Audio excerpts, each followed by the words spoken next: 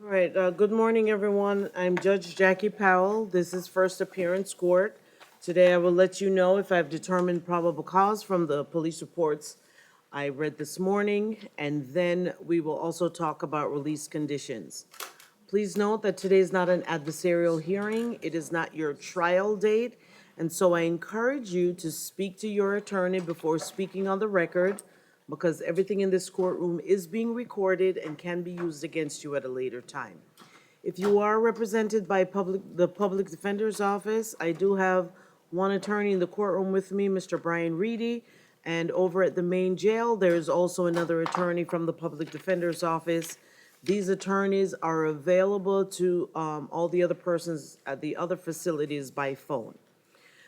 For those of you, you also need to know that in the courtroom with me this morning, I do have the attorneys from the State Attorney's Office, Mr. Eric Linder, I have Mr. Joseph, and also we have representatives from confinement status and pretrial supervision, the clerk of courts, and all these persons are here to facilitate this morning's process. They are able to provide additional information if needed in regards to your case. For some of you this morning, on misdemeanors and municipal ordinance violations only, you may be able to resolve these cases at first appearance today. That also is dependent on what's going on with you otherwise, but for the most part, if it's a misdemeanor matter or municipal ordinance, you do have the option of resolving the case at first appearance. Note on felony matters, violation of probations with no bond holds, those cannot be changed here at first appearance. For those of you who are represented by private counsel, those attorneys do come to the courtroom and are able to address your case from here.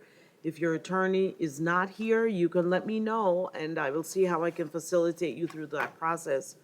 But I'm quick to tell you this morning, as I do every other morning, please don't tell me that you have private counsel. Have us make phone calls, sometimes 2, 3 phone calls, only to be told that these attorneys are not representing you. Just because an attorney represented you in the past, or maybe is representing you on a pending matter, does not automatically mean that they are representing you on this new arrest. And sometimes people go as far as to tell me that they have a private attorney on forever retainer. And I've had attorneys laugh at me when I call them and ask them about that. So just keep that in mind, all right? Okay, Mr. Reedy, has the jail asked for anyone to be called out of turn? No, Your Honor. All right, so let's start on, I'll start on page 1 until my assistant gets to all the other persons who've signed in. All right, so Savannah Clark on page 1. Judge, Ms. Clark is represented by Mr. Andrew Cough. Oh, He's here. He's right there. Judge, her parents are just minutes away. and Okay. So if we can just put that on a brief recall, they're coming up the escalator. Okay, all Thank you, right, Judge. no problem. All right, Angie Cardona, North Broward.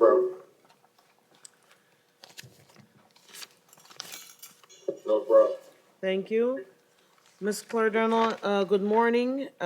You are before the court this morning on 1, 2, 3, 4 charges of aggravated assault with a deadly weapon, and number 5 is aggravated child abuse. And I find probable cause. We'll hear from the attorneys.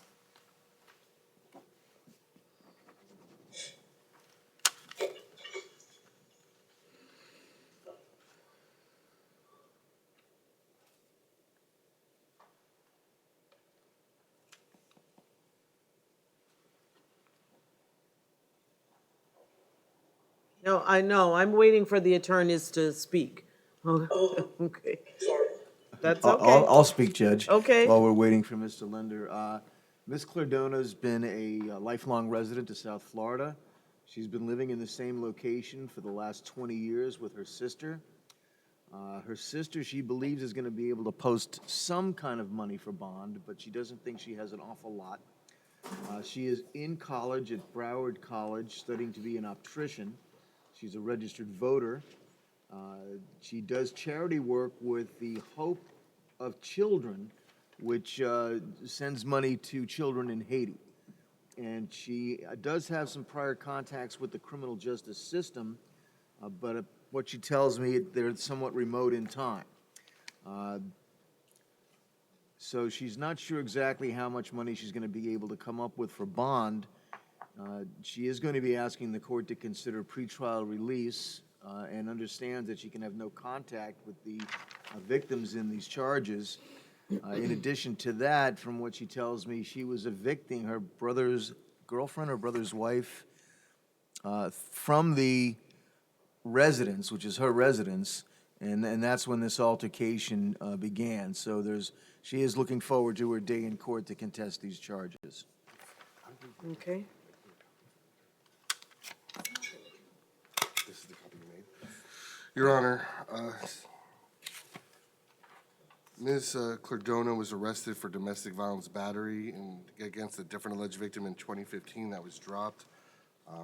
I would note, I know Mr. Reedy is bringing up charity work she does for children. I would note this violent incident were committed in the immediate vicinity of 3 young minor children. Because of that and because of the heightened level of violence, I'm going to be requesting a $5,000 bond on each count and no victim contact, noting the aggravated child abuse of first-degree felony.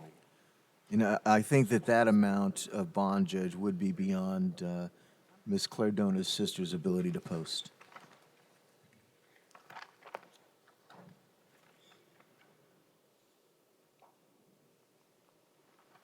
All right, well, there are legal ways of doing an eviction. And this allegation is about throwing a brick through the window of a car while children were sitting in the car, crashing smashed the window out. And so, you know, I have to take that into consideration. I know you don't have an extensive history. So what I'm going to do at this time is, on charge number 1, I'll impose a $2,500 bond. I'll ROR you on 2, 3, and 4. And then there will be a $5,000 bond on 5. No Thank you, victim Judge. contact. And I guess this is your place, but I don't know where these, the alleged victims live, but no victim contact means no phone calls, no text messages, no social media, no third-party contact. Do you understand that? Yes, I understand. And if there's an eviction that needs to be done, there is a legal way to do that. Okay? All right. All right. I'll call your sister for you, Ms. Clarendona. Okay, thank you. All right.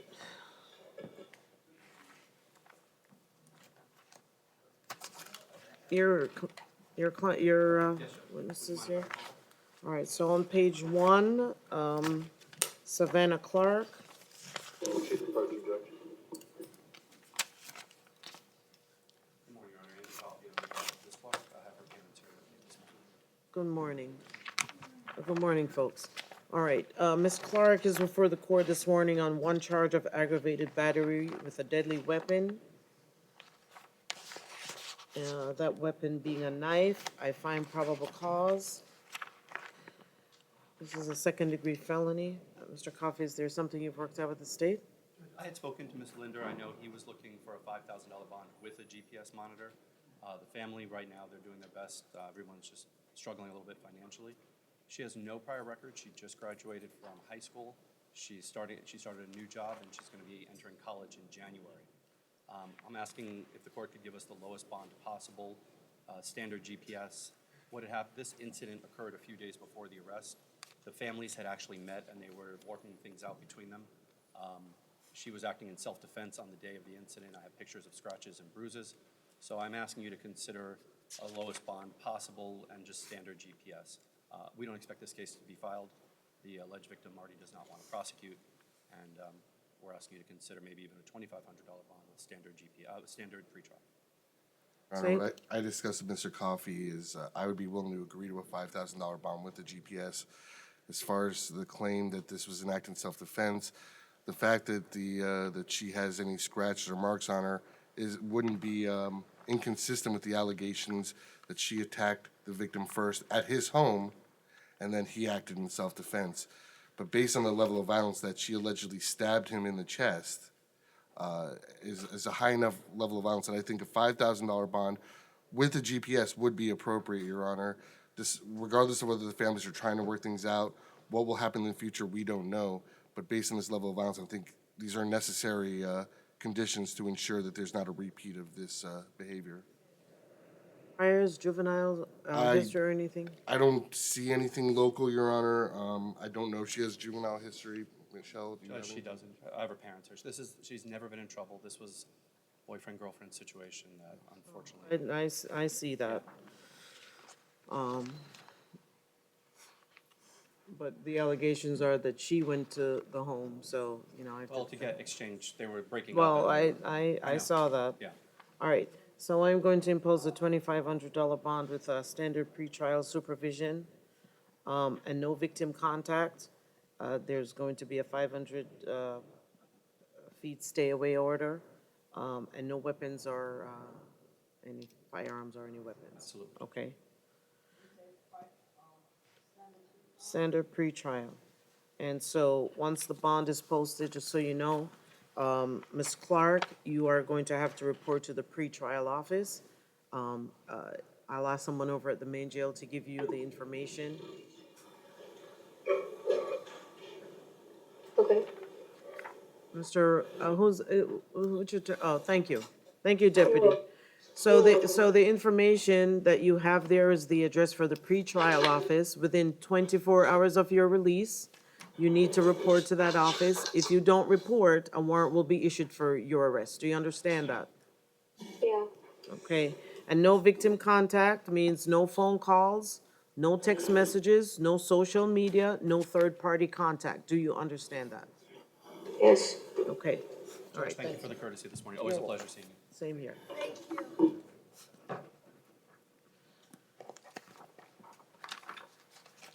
All right. All right, Mr. Romero, up to what page do you have persons in the courtroom? I believe page 16, Judge. All right, so let me tell you then, past those pages, on page 17, Yes, Judge? there is a Scott Kindler. Once they have him, can you let me know?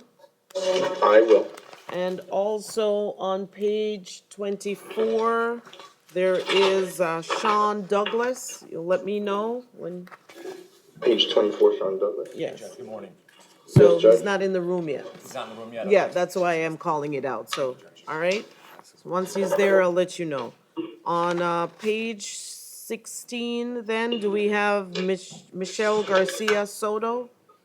Yes, Judge. All right, then we can address the person. Mr. Garcia Soto, come on up. Your private attorney's here present. Good morning, Your Honor. Louis V. Martinez on behalf of Mr. Michel Garcia Soto. Good morning, Mr. Martinez. Your Honor, myself and the state have reached an agreement on a bond on this matter. Okay, It will be $7,500 on count one and $1,000 on count two. Is that correct, counsel? Yes, yes, sir. If it's acceptable to the court with a condition of no return to this location, the listed business is Luxury World. okay.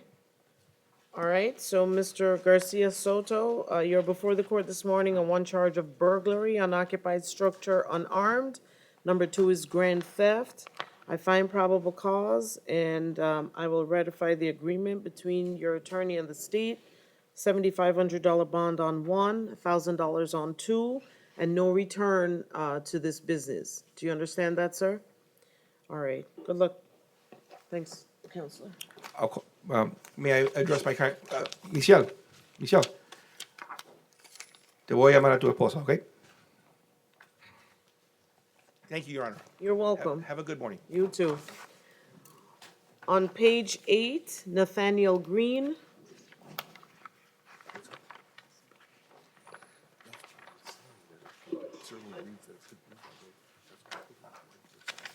All right, Mr. Green is before the court on one charge of felony battery.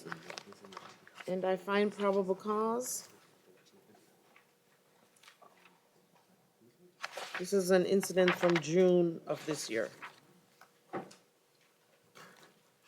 So I believe we have some folks here on Mr. Green's behalf, Your Honor. All right, good morning, ma'am. All right, yeah, do you wish to speak on the record? Who are you? Are you the alleged victim in the case? All right. Well, maybe if you step a little bit closer to the podium, take your hand from your face so that we can hear if there's something you have to say. Would Your you? Honor, I'm sorry. Yes. What's the name of the defendant? The defendant Nathaniel is Green on Nathaniel page 8. Green. Okay, thank Green, on page 8. All right, yes, ma'am. How are you related to Mr. Green? Okay, what do you want to say? Basically, we just wanted to see if we can get the lowest bond possible.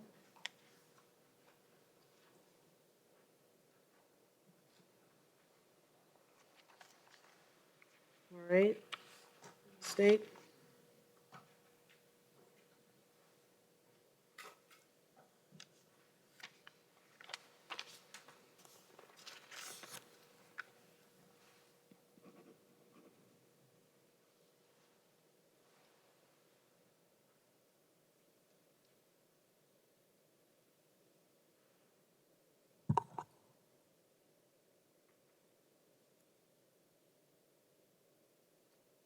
Just waiting for our case. History just loaded up. All right, Mr. Romero, do you want to go ahead while we're waiting on computers? As you heard, as the court pointed out, I believe this incident happened in June earlier this year, a couple months ago. Since then, there's not been any sort of altercation, no sort of contact. Now, my understanding is he's been living in our community for his whole entire life. He's 45 years old. He's working right now. He works for a company called Bright View. It's a landscaping company. He's been employed with the same company now for about 2 years. My understanding, Judge, he's living in Miami.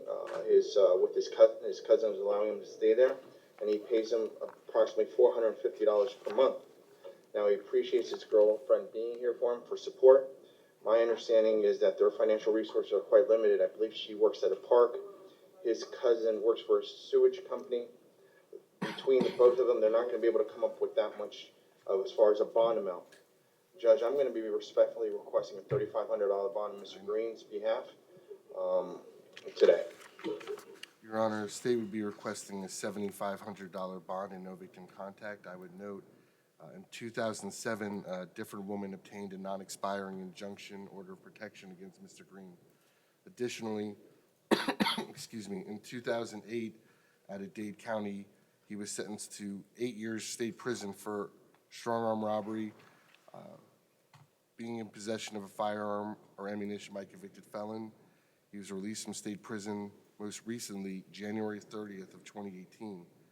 He's also been to state prison on the following offenses: possession of burglary tools, grand theft auto, burglary of a structure, grand theft, sale of cocaine, aggravated assault, burglary with assault, aggravated battery with a deadly weapon, aggravated assault, strong-arm robbery, robbery with a weapon, burglary of a structure, possession of firearm by a convicted felon, and aggravated assault.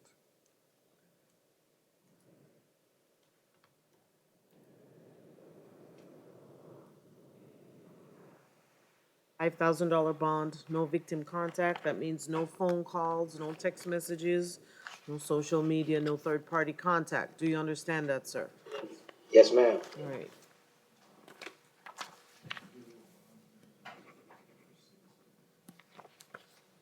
All right. Judge, I've been informed the two gentlemen on page 17, Mr. Kindler, and on page 24, Mr. Douglas, are here in the courtroom. So whenever their private attorneys are Will ready. their we can roll. attorneys walk away? Step down. Are you an attorney? Yes, Your Honor, for, page 17, for Mr. Kindler, Grace Okay. Costas Rowe, for Mr. PJ Mr. Mitchell, Kindler, he's you gonna wanna be put filing a notice of your private appearance. attorney? Okay. All right, so Scott Kindler is before the court this morning on one charge of a missile into a dwelling, vehicle, or building. Number 2 is possession of weapon or ammo by convicted felon. Number 3 is aggravated assault with a deadly weapon without intent to kill. And number 4 is criminal mischief over $1,000.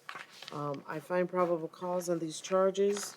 Your Honor, I believe we have an agreed upon You do? bond amount if it's acceptable to the court. That What is are- correct, Your Honor, it is. What are the amounts? It would be on count one, $25,000, on count two, $5,000, count three, $25,000, count four, ROR, pretrial release, GPS monitor, no victim contact, no return to this establishment listed in the warrant, and no possession of any firearms, weapons, ammunition. That is correct, Your Honor. We would request that Mr. Kindler be able to seek employment, visit his lawyer, be able to work, and we would request if the court would consider lowering his monitoring fees because of the high amount of the bond.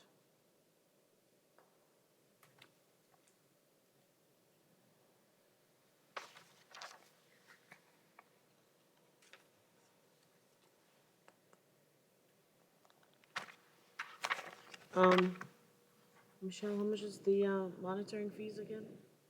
$5 a day? Right, okay. All right, finding probable cause, I am going to, I'll ratify your agreement on 1, 25,000, 2, 5,000, 3, 25,000, 4, ROR. And this is going to include a level 2 pretrial. Yes, ma'am. No victim contact, no return to this location.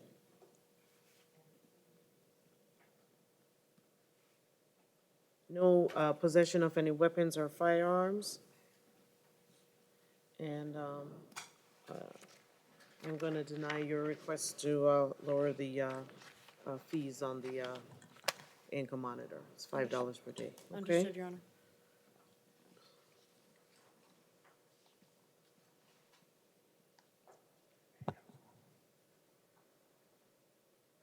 I'm sorry, I thought there was another attorney who came up when I called the name first. I didn't realize it was you.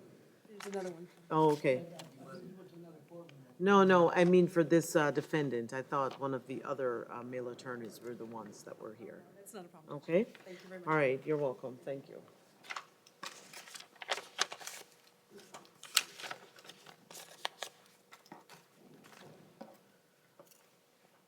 All right, Mr. Plant left. All right, Terry Florentino. I believe North Broward, Judge.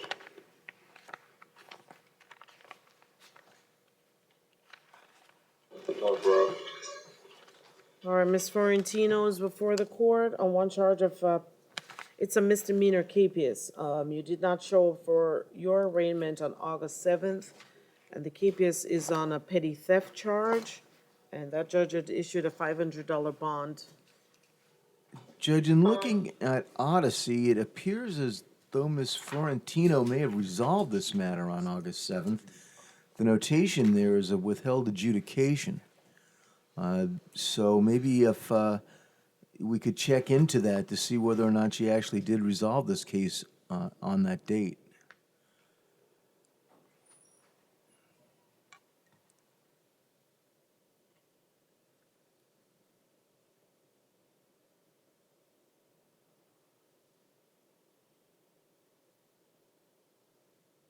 This is one of those situations, Your Honor, where she was supposed to go in for sentencing on August 7th and didn't appear.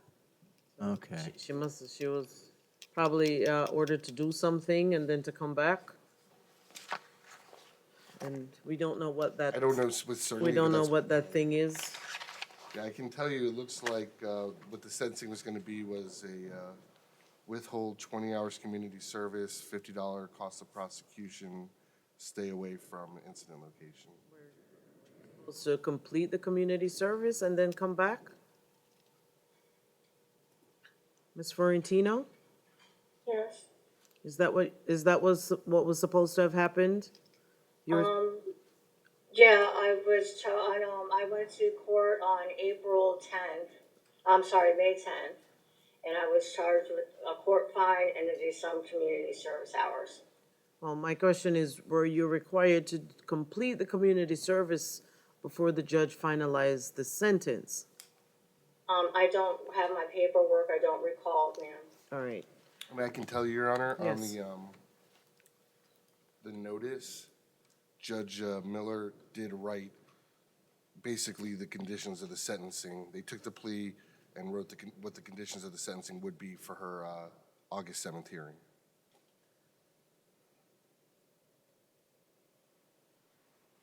And how much community service hours are you supposed to do? Looks like it was 20 hours.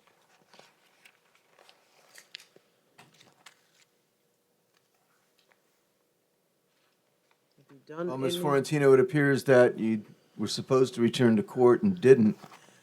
Do you want to resolve the case now and get it over with today, if there's an offer forthcoming? Well, Can't make an offer. There was- Because she's already pled, that's pled right. She's out. already pled. That's right. Would you consider releasing her, Judge? No. What is her history, if any? And while Mr. Linder's looking that up, I can advise the court that unfortunately Ms. Florentino right now does not have any money whatsoever.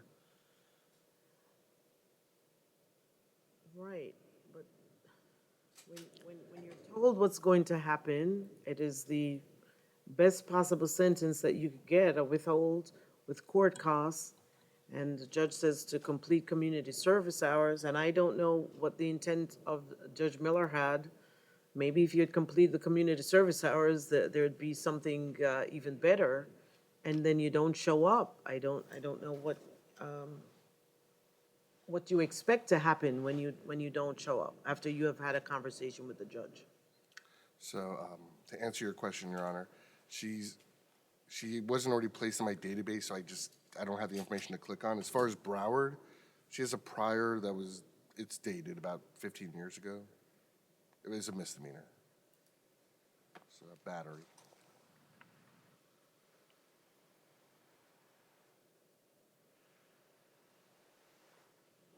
She's already taken the plea. Right.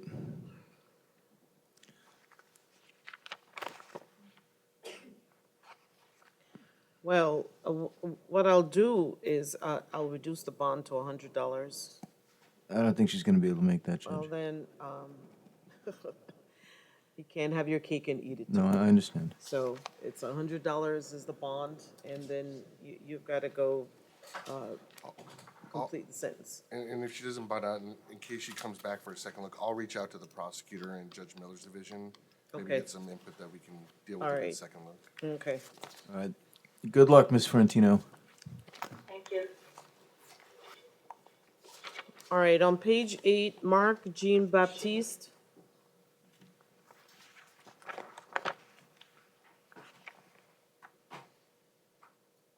He's here, present, Judge.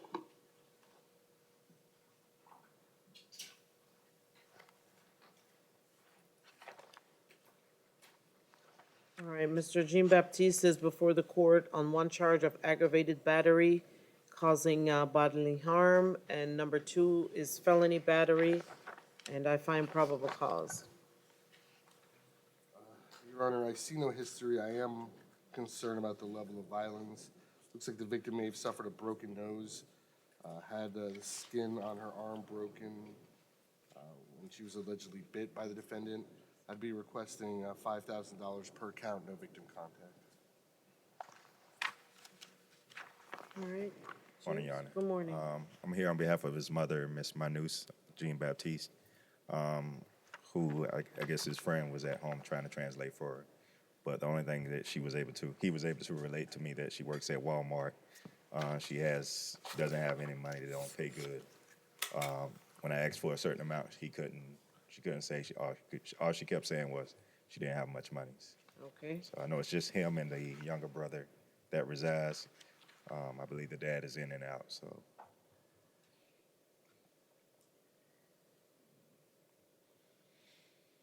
All right, Mr. Romero? Judge, that's kind of the conversation I had with Mr. Jean Baptiste.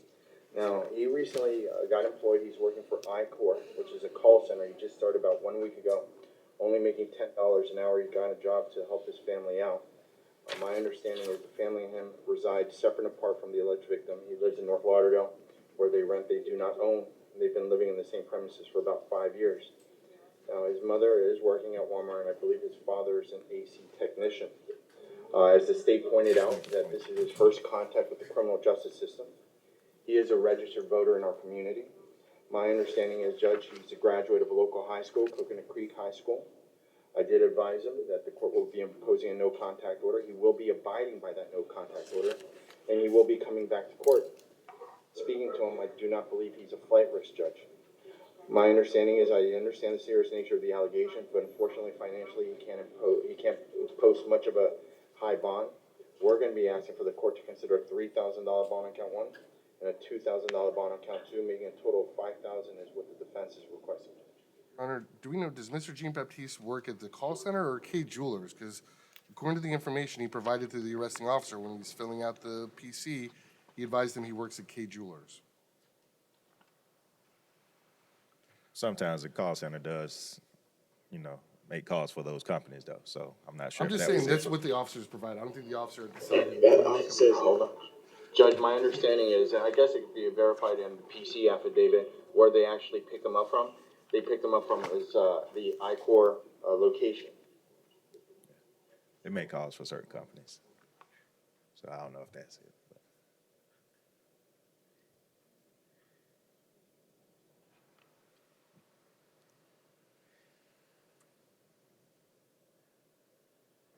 I'm gonna do $2,500 on each count. I know victim contact, okay?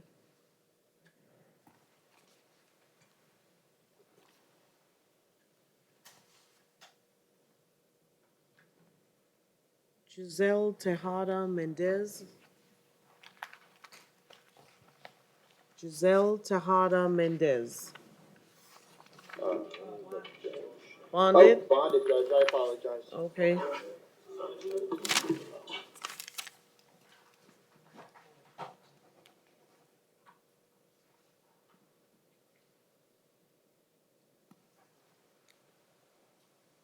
All right, Mr. Shate.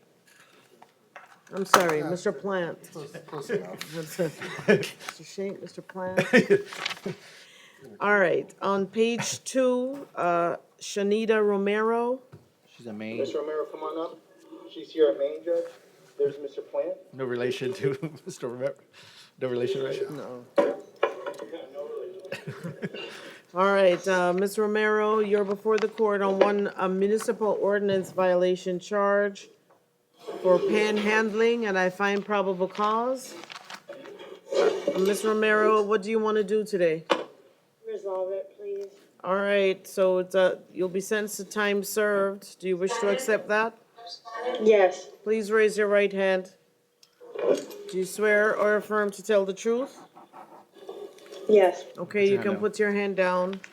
And Ms. Romero, do you understand the offer that has been extended to you? Yes. Is anyone forcing you to resolve your case? No. Are you under the influence of drugs or alcohol? No. Do you need any more time to speak with an attorney? No. You understand that you have the right to go to trial, but by taking a plea today, you are giving up that right? Yes. Have you ever been treated for mental or emotional illness? No. And do you understand, ma'am, that if you are not a U.S. citizen, that by taking a plea today, it could subject you to deportation or immigration changes? Yes. What plea do you wish to enter at this time? No contest. All right, I accept your no contest plea. I find that it's freely and voluntarily given. Your sentence is adjudication and time served. Good luck, ma'am. Thank you. Do we have Paula Rakel today on page 3? Medical law. Still medical Your alone? Honor, before we go too far ahead, I didn't realize at the time, Ms. Fiorentino, that was the case with the plea with the pending sentencing. Yes. She was also referred to mental health court. Oh. The Oh, mental they health specialist. I they just, took a plea and, oh, was she only the referral today? the referral was made from today. upon, I guess, intake, Right, once you- right. after the arrest. Okay. And I don't even know that those two things are mutually exclusive of one another. No, I know, I just mean, Yeah. I know. something that she could have resolved in April and not Yeah, no, have to I- deal with this today. All right, on page 10, Willie Grayson. Please approach the judge here at Maine. Come on up.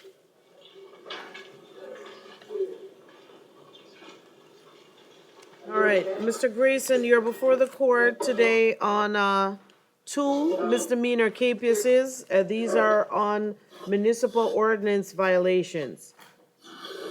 Loitering where sign is posted was number is 1, and the other one is, open container. I find probable cause. Mr. Grayson, do you wish to resolve your case today? Yes, Your Honor. All right, so, I'll sentence you to time served. Do you wish to accept that? Yes, Your Honor. Please raise your right hand. Do you swear or affirm to tell the truth? Yes, Your Honor. Okay, you can put your hand down. And do you understand everything we've discussed here today, sir? Yes, Your Honor. Is anyone forcing you to resolve your case? No, Your Honor. Are you under the influence of drugs or alcohol? Say it again, Your Honor. Are you under the influence of no. drugs or alcohol? No, Your Honor. And do you need any more time to speak with your attorney? No, Your Honor. You understand that you have the right to go to trial, but by taking a plea today, you are giving up that right. Yes, Your Honor. And, have you ever been treated for mental or emotional illness? No, Your Honor. And do you understand, sir, that if you are not a U.S. citizen, that by taking a plea today, it could subject you to deportation or immigration changes? Yes, Your Honor. What plea do you wish to enter at this time?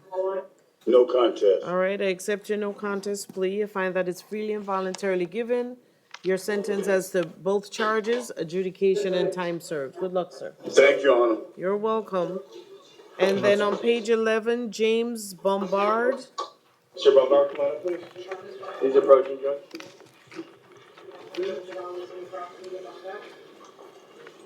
Good morning, Your Honor. Good morning, sir. You're before the court this is also on a misdemeanor case on a municipal ordinance violation for trespassing. And I find probable cause. And Mr. Bombard, do you wish to resolve your case today? Yeah. All right, I'll sentence you to time served if you want to accept that. Absolutely. Then please raise your right hand. Do you swear or affirm to tell the truth? I do. You can put your hand down, and do you understand everything we've discussed here today? Yes, ma'am. Is anyone forcing you to resolve your case? No, ma'am. Are you under the influence of drugs or alcohol? No, Your Honor. Do you need any more time to speak with your attorney? No, Your Honor. You understand you have the right to go to trial, but by taking a plea today, you are giving up that right. Yes, Your Honor. Have you ever been treated for mental or emotional illness? Have I ever? Have you? Yeah. Okay, is there anything about that illness today that would prevent you from making a decision? No, Your Honor. And do you understand, sir, that if you are not a U.S. citizen, that by taking a plea today, it could subject you to deportation or immigration changes? I understand, Your Honor. What plea do you wish to enter, Mr. Bombard? No contest. I accept your no contest plea. I find that it's freely and voluntarily given. Your sentence serves adjudication, time served. Good luck. Good luck, sir. Thank you, Your Honor. You're welcome. And on page 12, Justin Lowenstrong. Mr. Lowenthal, come on up, please.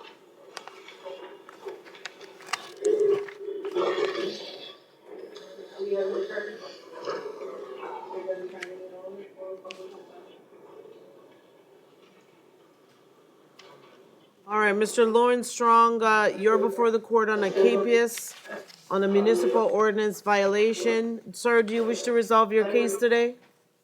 Yes, Your Honor. All right, I'll sentence you to time served. Do you wish to accept that? Yes, Your Honor. All right, sir, please raise your right hand. Do you swear or affirm to tell the truth? Yes, Your Honor. Okay, you can put your hand down. And Mr. Lowenstrong, do you understand everything we've discussed here today? Yes, Your Honor. Is anyone forcing you to resolve your case? No, Your Honor. Are you under the influence of drugs or alcohol? No, Your Honor. Do you need any more time to speak with your attorney? No, Your Honor. You understand that you have the right to go to trial, but by taking a plea today, you are giving up that right. Yes, Your Honor. Have you ever been treated for mental or emotional illness?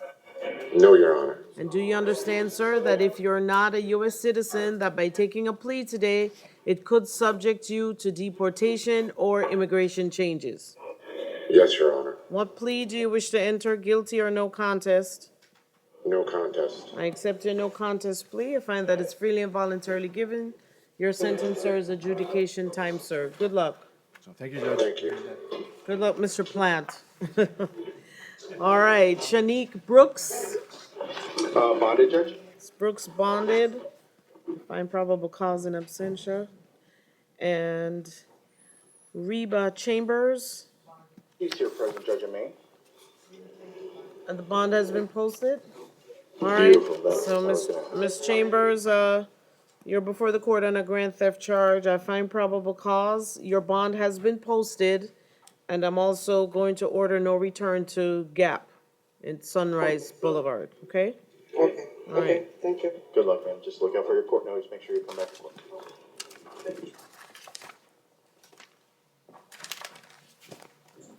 All right.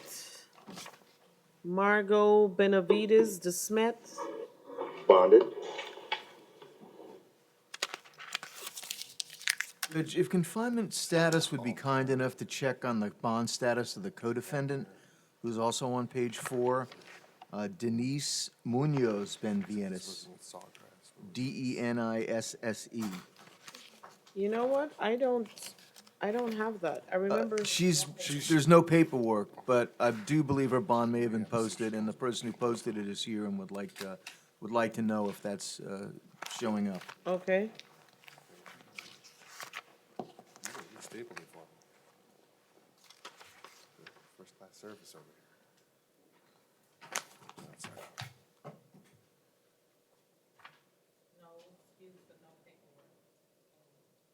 What was that?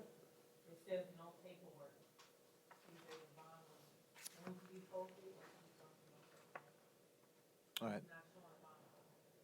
Okay, thank you, Sheila.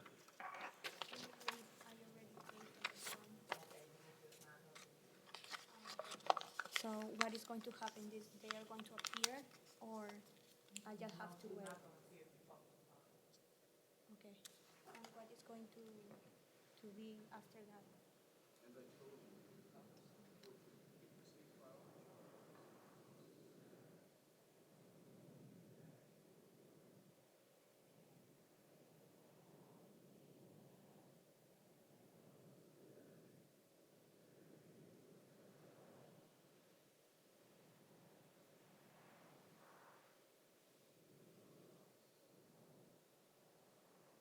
Okay.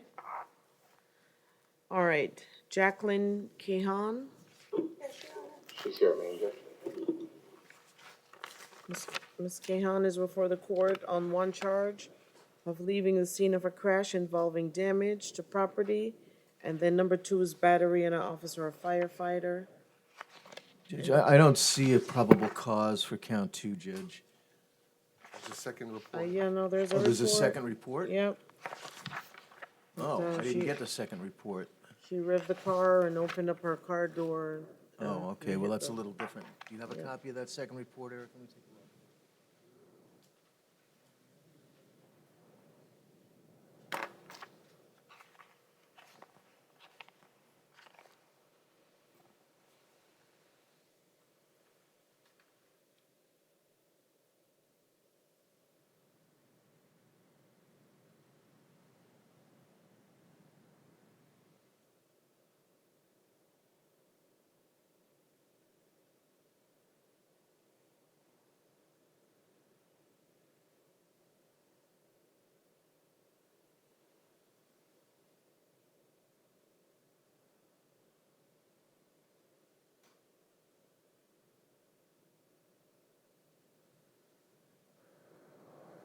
Second report.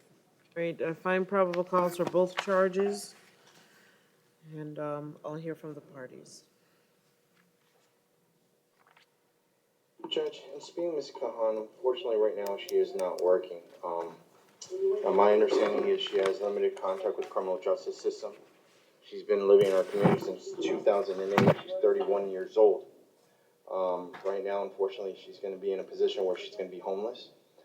From what she advised me, she really can't afford any sort of monetary bond. We're going to be asking for the court to consider releasing her on pretrial release, and also asking the court to enter an order allowing us to photograph the injuries that Ms. Kahan sustained. On her criminal history in 2015, she pled down a domestic violence battery by strangulation to misdemeanor battery, and out of Jacksonville in 2015, trespass.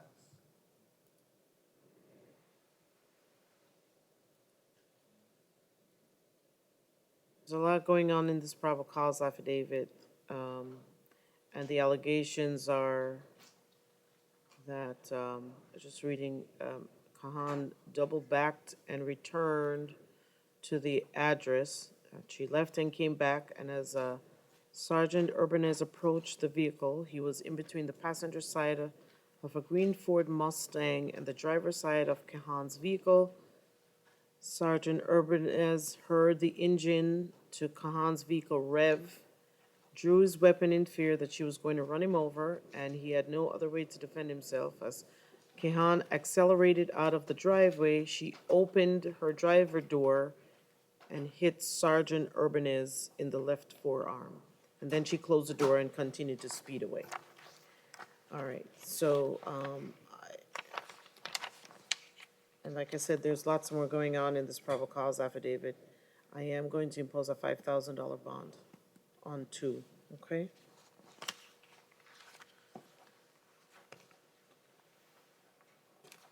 Do we have Cornell Bell today? Okay. Medical. Ronald Smith, Mr. Smith, come on up.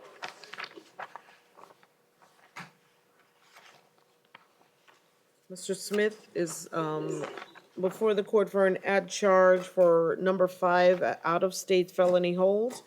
This is for the state of Virginia, and it is a no bond hold. You should be going before the extradition court on this charge, okay?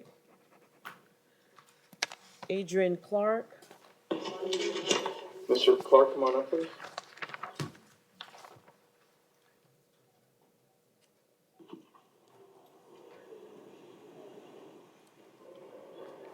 Mr. Clark is before the court on one charge of touch or strike battery, dating violence. I find probable cause. Judge, asking Mr. Clark, I believe this is his first time he's been arrested. He's been living here in our community for the past 4 years. He's 27 years old. My understanding is the victim and him do live separate and apart. He lives in Pompano Beach, where he's been residing for about 1 year, paying $850 in rent. You know, he is working. He's an insurance agent. He just got the job about 3 months ago. He gets $9 plus commission. When he told me it averages out to about $400 per week. Judge, he does have family that reside here in our community. Judge, because of his strong ties to the community, his lack of criminal record, on this misdemeanor offense, we're asking the court to impose a $1,000 bond. Your Honor, the state would be requesting a $3,000 bond based on the allegations that's in the report. And in addition, he also has a previous domestic battery that was dropped. It was against the same victim in 2019. An incident that was dropped with the same victim this year? Yes, Your Honor. All right.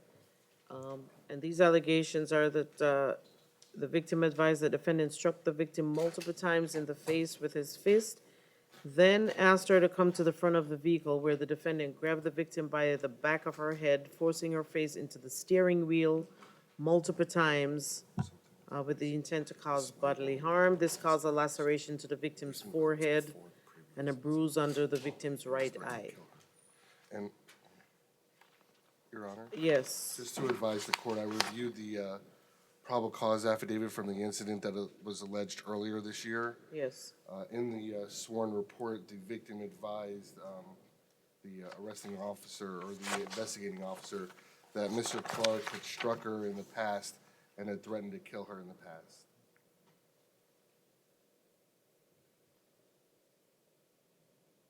All right, I'm going to impose a $7,500 bond, no victim contact.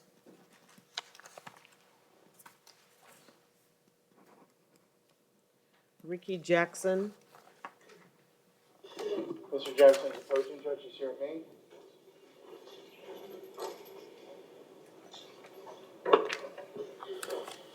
Mr. Jackson is before the court on one charge of touch or strike battery. Do you have an attorney? And I find probable cause. Judge, in speaking to Mr. Jackson, unfortunately, he's not gonna be able to afford any sort of monetary bond. My understanding is no one he can contact to help post a monetary bond. We're asking the court to consider releasing Mr. Jackson on pretrial release on this misdemeanor offense. He assures the court that he will be coming back to court and facing these allegations because he's looking forward to having his day in court. Having said that, Judge, he's not working. He's in the process of applying for disability. He's been living in our community for 15 years now. He's 52 years old. Now, I'm sure the state's going to be bringing up the fact that he's been arrested in the past for domestic, including, I believe, the same victim. But in speaking to Mr. Jackson, this is something that the victim does. She makes this up, and then eventually the state drops the case. My understanding is Mr. Jackson is adamant as far as his innocence, and he's going to have his day in court. But Judge, right now, what he's worried about is right now he has a 16-year-old daughter that's right now with the alleged victim. He needs to be there for her. So he's asking if the court would consider releasing her on pretrial release, and he will be coming back to court, Judge. All right, State?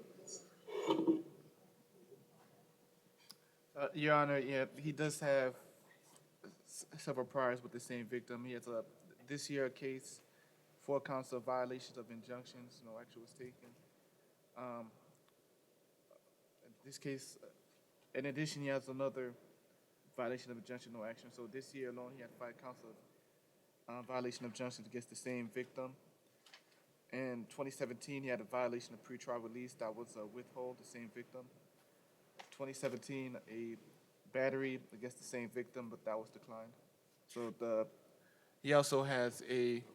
Your Honor, just so the court's aware, Mr. Joseph didn't have access to Mr. Jackson's New York history, showing in 2016 he was convicted of, aggravated harassment in the 2nd degree, communicating threat by phone, computer, or mail. The individual in that case obtained a 5 injunction order of protection that is in place till 2021. One moment, Judge.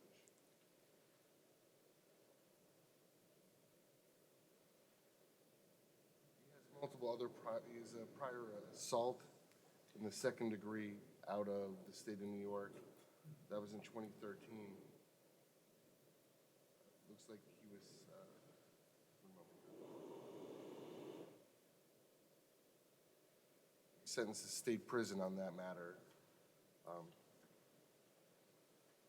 Yes, assault in the 2nd degree with intent to cause physical injury to a law enforcement officer or firefighter, EMT. He has multiple other priors, Your Honor, but those are the most relevant to the charge before the court this morning. Great. I am going to impose a $7,500 bond.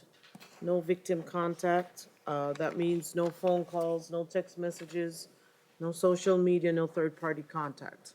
Okay? Michael Lyons.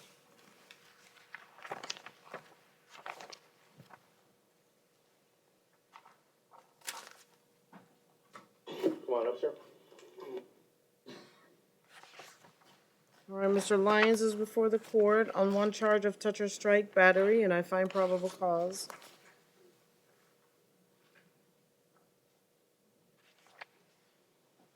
Judge, my understanding, this is the first time Mr. Lyons, I believe he has no prior convictions for any domestic-related offenses.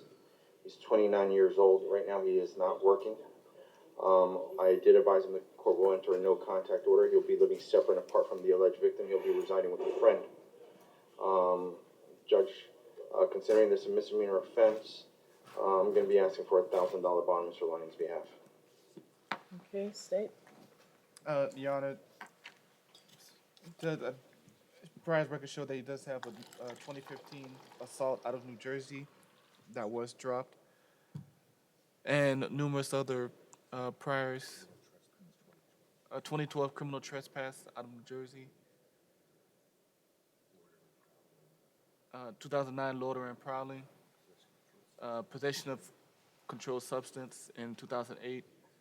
So with that, Your Honor, the state would be requesting a $2,500 bond with no victim contact.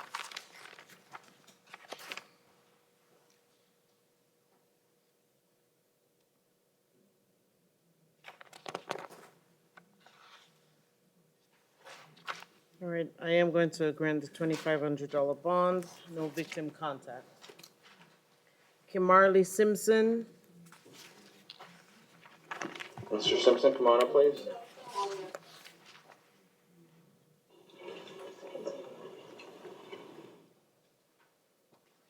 all right, Mr. Simpson is before the court on one charge of battery causing bodily harm, domestic violence, and number two is causing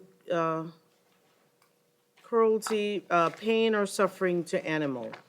And I find probable cause for that charge as well, both charges. Judge, we're gonna be requesting a $1,500 bond on count one. He's been here since 2004, he's 37 years old, he works part-time in landscaping where he gets about $100 a week. Now, he will be living separate and apart from the alleged victim. He's gonna be reaching out to his brother who lives in Pompano Beach.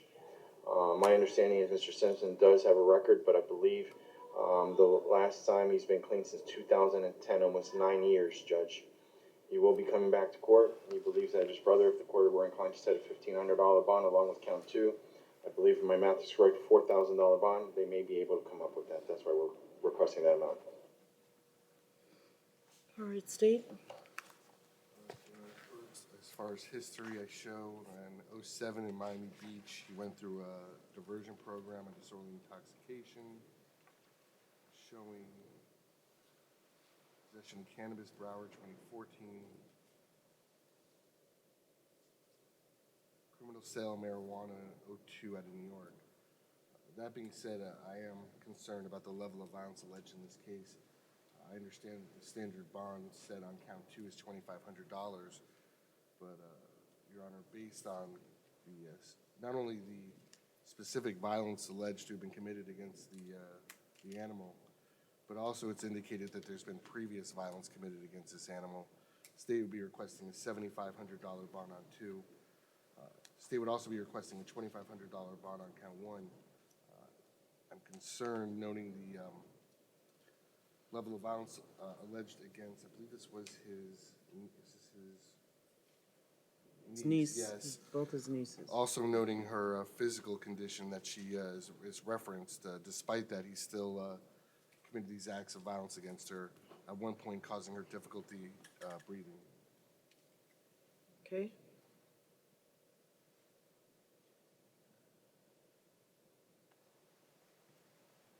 Romero?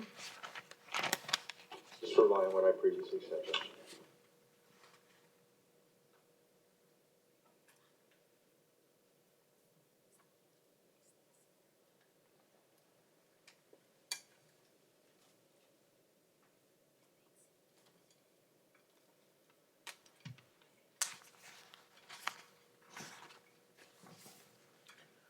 All right, I am going to impose a $2,500 bond on one.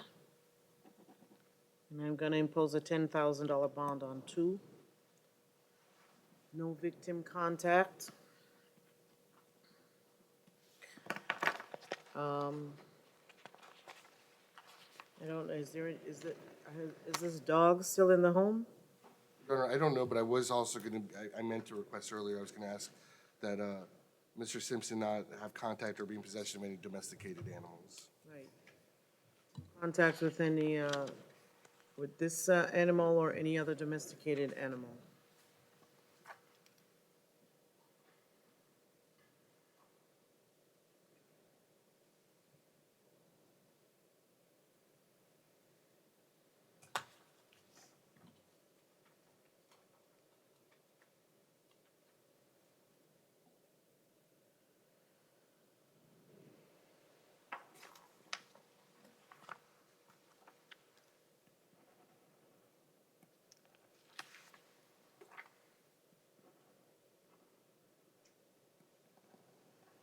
You're here on the Douglas case? I wish, I just pull out the files, I don't look at what it is until I get to it. But Mr. Douglas is here, he has a no bond hold and a violation of probation, and there's nothing I can do about that. Your Honor. Is there it's something actually- else? He's being represented by Phil Mendito. I know. Yeah, he texted me, he had to run to other quorums, but he is going to be coming back here. Is there something else that we need I to think, discuss?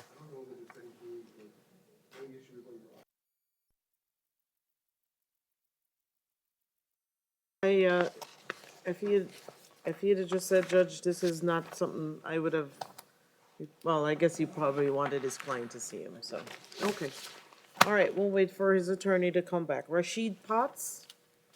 Mr. Potts is here, main judge approaching. Come on up, sir.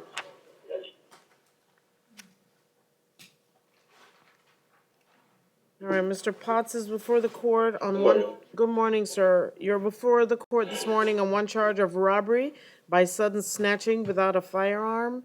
Number 2, aggravated assault with a deadly weapon. Number 3, touch or strike battery domestic. Number 4, false imprisonment. Number 5, resisting officer without violence. Number 6, tampering in a third-degree felony proceeding. And I find probable cause for these charges. Judge, as being Mr. Potts, my understanding this is his first time being arrested in his life.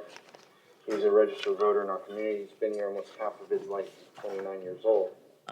Now, he is working. He works at a company called Thermal Installations. He's been there for about 9 months, making approximately $14 an hour, but at this time he advised me he's going to be changing jobs. Yeah, I'm not there right as of Now, right now. Judge, in speaking to him, he's going to be living separate and apart from the alleged victim. He's going to be residing with his brother who lives in Cool Springs. I'm the only one that provides I for children. I work. My understanding, Judge, is that his brother's employed in customer service, so his financial resources are quite limited. From what Mr. Potts advised me, he's the sole provider of his family. Judge, considering he has no prior record, his strong ties to community, his lack of financial resources, he believes that his family at most can come up with the bond was a total of $3,000. So that's what we're going to be asking for, Judge. And we're going to also be asking the court to enter an order to allow us to photograph the injuries that Mr. Potts sustained. It's true, I see no history. That being said, I am quite concerned based on these allegations. Your Honors obviously had an opportunity to read the probable cause affidavit, so I'm not going to go through the details. On the robbery by sudden snatching, I'd be requesting a $2,500 bond. On the aggravated assault and false imprisonment, considering that the victim's children were also present while this was occurring, and the victim does make reference to prior violence, I'm going to be requesting a $10,000 bond on each count, also considering there were threats to kill. The touch or strike battery, I'd be requesting a $5,000 bond and a $2,500 bond on count 6. In addition to whatever bond the court deems appropriate, I'd also be asking that Mr. Potts be supervised by pretrial release with a GPS monitor, that the court order no victim contact, no contact with the children that are referenced as they are potential witnesses, and no contact with any of the victim's immediate family, because it does make reference to her mother and her brother that arrived at the scene as well. Additionally, no firearms, weapons, ammunition. Nothing further, Judge.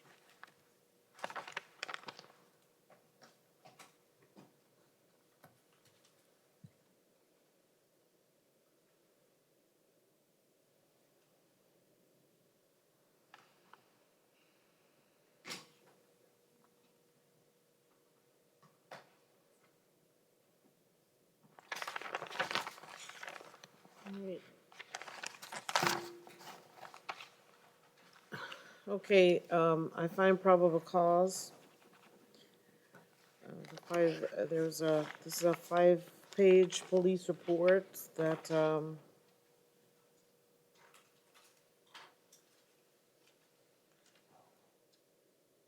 does create cause for concern. Some of the things that are alleged that Mr. Potts stated that I'm going to kill you, and then I'll have the cops kill me. I threatened to smash the victim's head with a brick.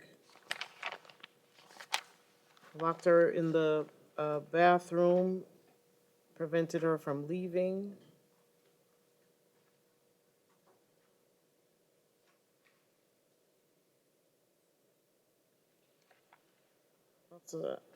There's a lot going on in this probable cause affidavit. So at this time, on count 1, I am going to impose a $1,500 bond. On 2 and 3, on 2, I'll impose a $10,000 bond. On 3, $5,000 bond. 4, $5,000. And number 6, $2,500. And if Mr. Potts posts his bond, he's gonna be on a level 2 pretrial supervision. No victim contact. No return to this location.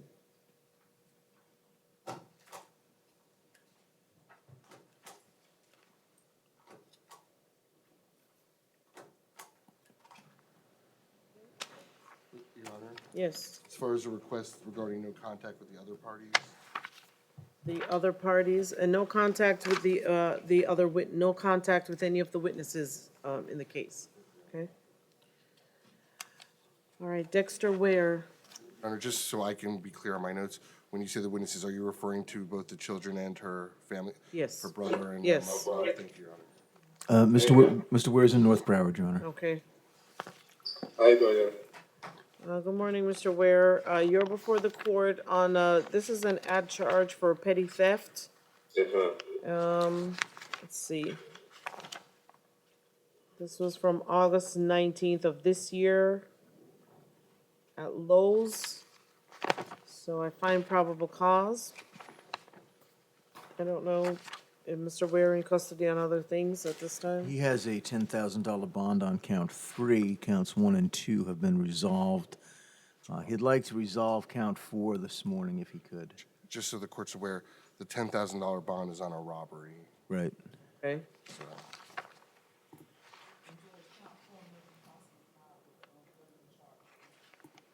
What does that?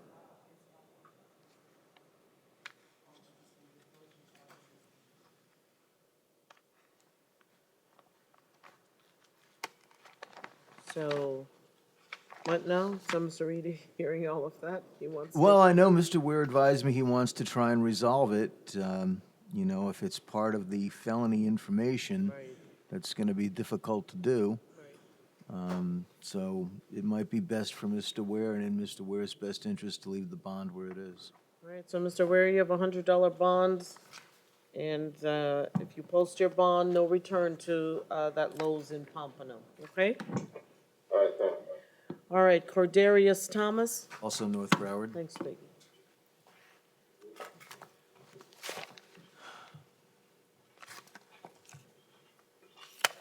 All right, Mr. Thomas is before the court on one charge of stalking.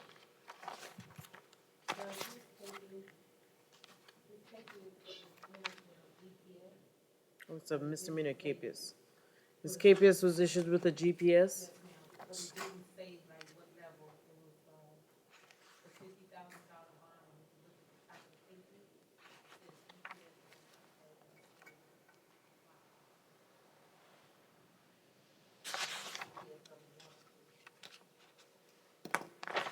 Mr. Thomas would have no objection to any orders or Yes, pretrial conditions that keep him away from the victim.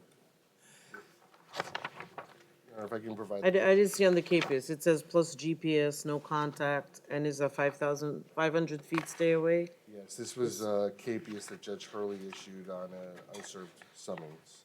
Okay, Your Honor, I can also advise the court, Mr. Thomas was, and I provided the court defense counsel with additional what is the reports. status of this injunction? Because what I got was the It's in place- initial, It's in place till late October. I don't know, so the I'm sorry. because I got the petition, but the judge made there was a final. No, it was issued, I apologize, it was issued, it's in place till October 27th, where if the victim chooses to, not the victim. Okay, all the right, so petitioner. that's what wasn't clear. Okay, Additionally, Your Honor, Mr. Thomas is on the list of referrals to a mental health court that was sent out this morning.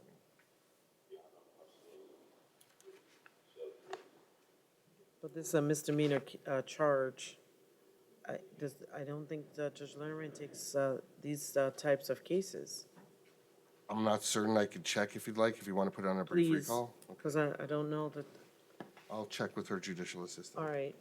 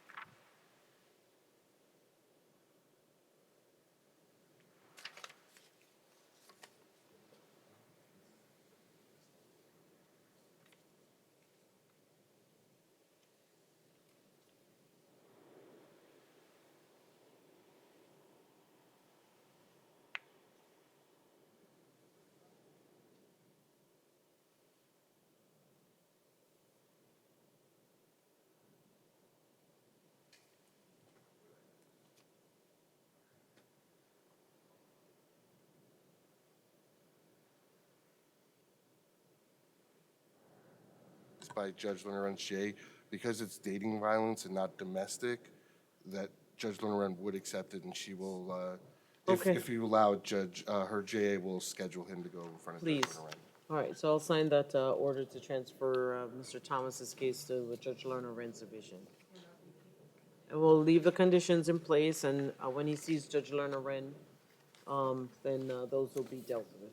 I'm sorry, Judge, I was talking to Judge the, Lerner Wren will take the case. I wanted to make sure that this is a case that can go She there. will take it? And she will take it. Okay, good. So, all right?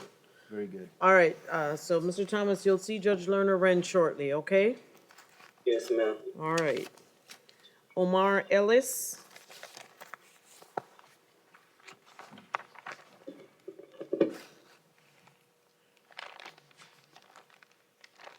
Mr. Ellis is before the court on one charge of petty theft.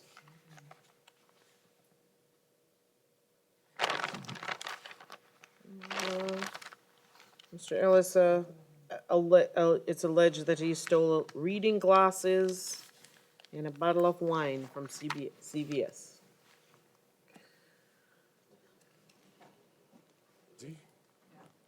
I find probable cause. Judge, Ms. Mr. He wishes to resolve this matter today. Okay, Your Honor, my concern is, out of Broward, he was arrested September 6th on a theft. He was ROR'd on that, and he posted a $250 bond on a capias for municipal ordinance.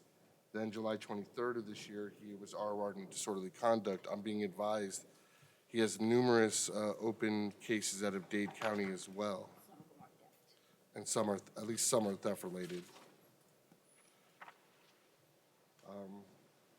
If he wants to, forgetting about just the pending cases, he's got numerous thefts in his history as well. Based on the totality of the circumstances, Your Honor, the state's offered be 10 days county jail.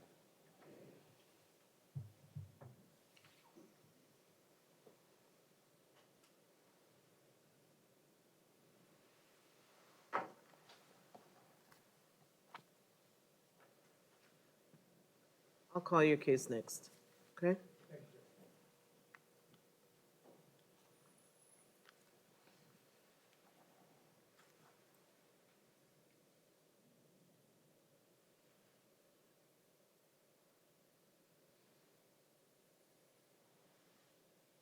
Judge, respectfully, at this time, he's declining the state's offer. All right, well, he has $100 bond that I am going to leave in place based on his priors and pending cases in various locations at this time. All right, and so on page 24, can we address Mr. Sean Douglas? Mr. Douglas, come on up. Your private attorney's there. Mr. Mendito, I was just saying that I just pulled the cases, I didn't look to see what the charges were. And I see that he had only it's a violation of probation with a no bond hold, and everything else does not require a bond, so. Judge, the no bond hold was created by the officer in this county. It's not signed by the felony judge in another county. This officer believed he violated probation It's a Palm for Beach. traffic infractions. Your Honor. No, It's a 94806, Your Honor. right, The issue is, though, it's a probation from another county. right, it's out of If- Palm Beach. If it was a probation in Broward, frankly, I would leave it in the court's discretion. My concern is when, if a court's being asked to set a bond on an out-of-county matter. Yeah. Judge, he believed he had alcohol in his car, so this officer said he violated his probation in another county. That's the whole reason of the no bond hold. It's not because a felony judge in another county said put a no bond hold on him. This officer found an open container in the car, and he says, to wit, no alcohol. I'm looking on the second page, Judge. Do I have the authority on a out-of-county case? I don't have the authority to do that. Judge, I think you do. I've never seen an officer in this county create a no bond hold on a violation of probation for a technical violation. I've never seen that. Your Honor, it's not that the officer set a no bond hold. He The officer under Florida statute 94806, if the officer investigates anyone and has reason to believe that a suspect is on probation and violated a condition of probation, has the authority to charge him with a violation of that probation. It has to be put at no bond because the officer doesn't have the authority to set a bond on his I don't own. have the authority to set a bond. Well, Judge, can we look at the one thing he's saying he did? He's saying that he consumed Right, alcohol. but it doesn't matter what he did, because I'm not finding, I'm not finding probable cause for what the officer said he did. I'm finding probable cause for the violation of the probation. And that's the thing, Your Honor, and that's why I said if it was in county, it would obviously be, and I have no argument that it would be in the court's discretion. It's a Broward County matter.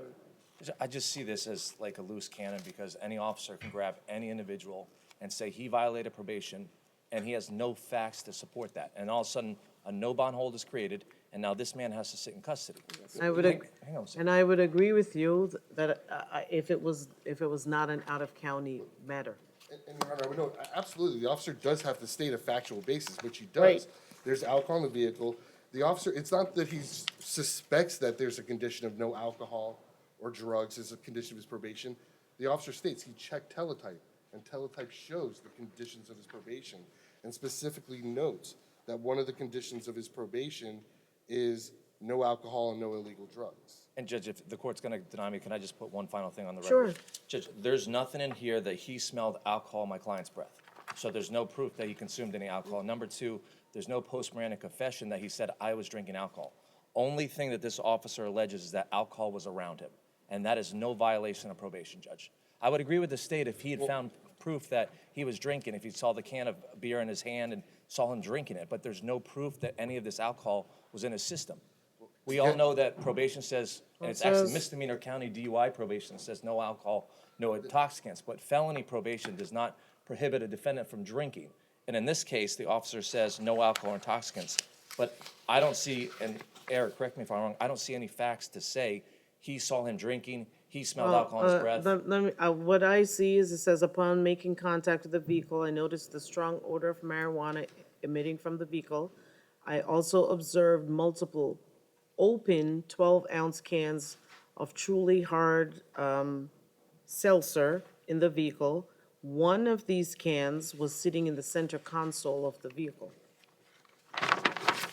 Upon search of the vehicle, I discovered medical marijuana packaging that contained marijuana edibles. There was also other marijuana discovered in the vehicle in small wallets, in glass jars, in small boxes. There was also rolling papers in the center console. Also discovered, the renter's agreement on the car. Your Honor, ultimately, whether the judge in Palm Beach determines there's enough evidence for a violation, that'll be for another day. Right. But I would argue that based on what's before the court, the officer had probable cause that he was all right. violating the condition. Judge, I need to speak with his parents. Is there any way he can give the number to the public defender there and we can give it to Brian in court? Sure. Mr. Romero? Is that all right with you, Brian? Yes, he can call. Mr. Romero? Yes, Judge. If you can take a phone number from Mr. Douglas and call your colleague and give him the number that he gives you. For his parents. Okay, get a phone number, hold on 1 second. Thank you, Judge. No problem. And, could I get? What's the phone number? No, he's to give you a number, and then you can call Mr. Reedy with the number, No problem. We're looking for his parents' number in his New York. parents' number.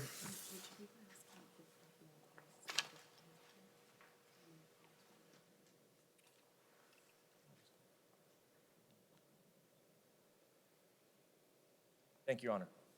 No problem. Excuse me, Your Honor. Yes, sir. I wasn't able to get my phone. Could I have Catherine's number, please, so I could make phone calls? I couldn't get it in my contacts. Okay. Let him know that I'm here. Well, if you stand in front of the screen, he can see you. Well, I'm here. But So He what's it needs, called? I can give him the number. I wouldn't do that. I need your number. all right, you gotta hold on. Give it to Mr. Reedy, and once he's talking to, Mr. Romero over there, he can give it to him. Because everything is live here, so unless, unless you want your number to be live, Oh, yeah. all right? Thank you, Judge. No problem. All right, Evans the Juiced.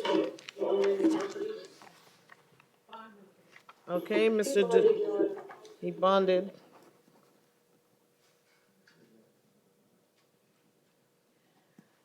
Shemuel Sheffield. Hold on, I got it.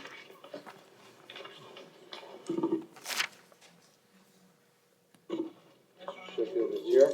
That's been his bond has been posted Oh, on Mr. Sheffield. yes, ma'am. All right, so Mr. Sheffield, huh? I don't know. Mr. Sheffield, you're before the court on one charge of driving while license suspended. I find probable cause, and I've been advised that your bond has been posted. Okay? Make sure you come back to court. Good luck, sir. Michael Garnett. He's approaching. Judge, he's here, man.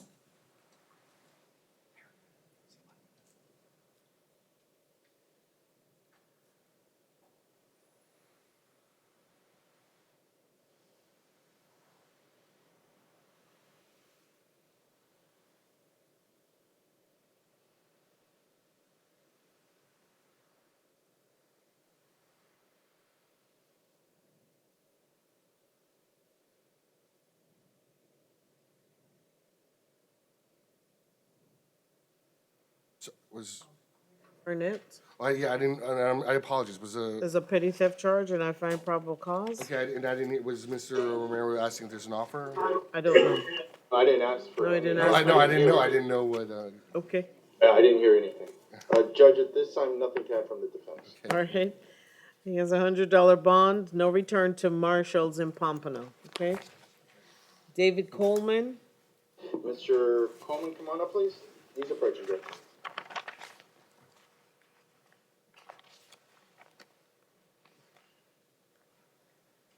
Mr. Coleman is before the court on one charge of trespassing, and I find probable cause. Judge, in speaking to Mr. Coleman, he wishes to resolve this matter today.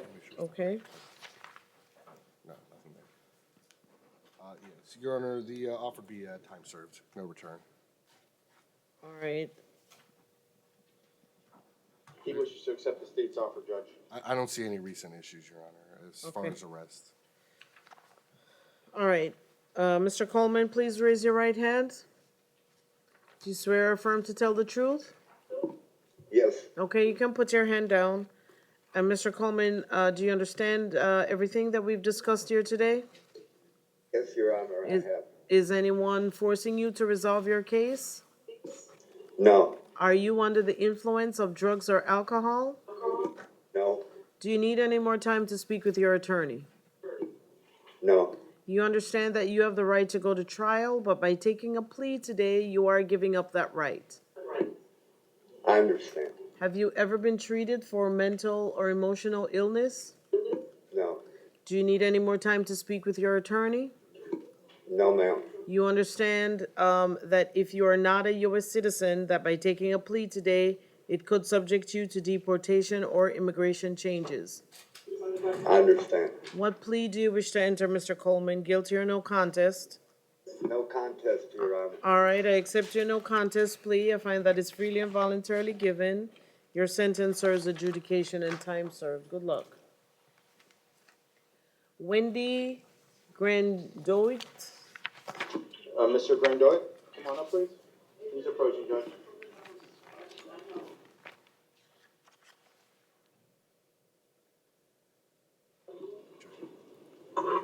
All right, sir, you're before the court on a misdemeanor KPS.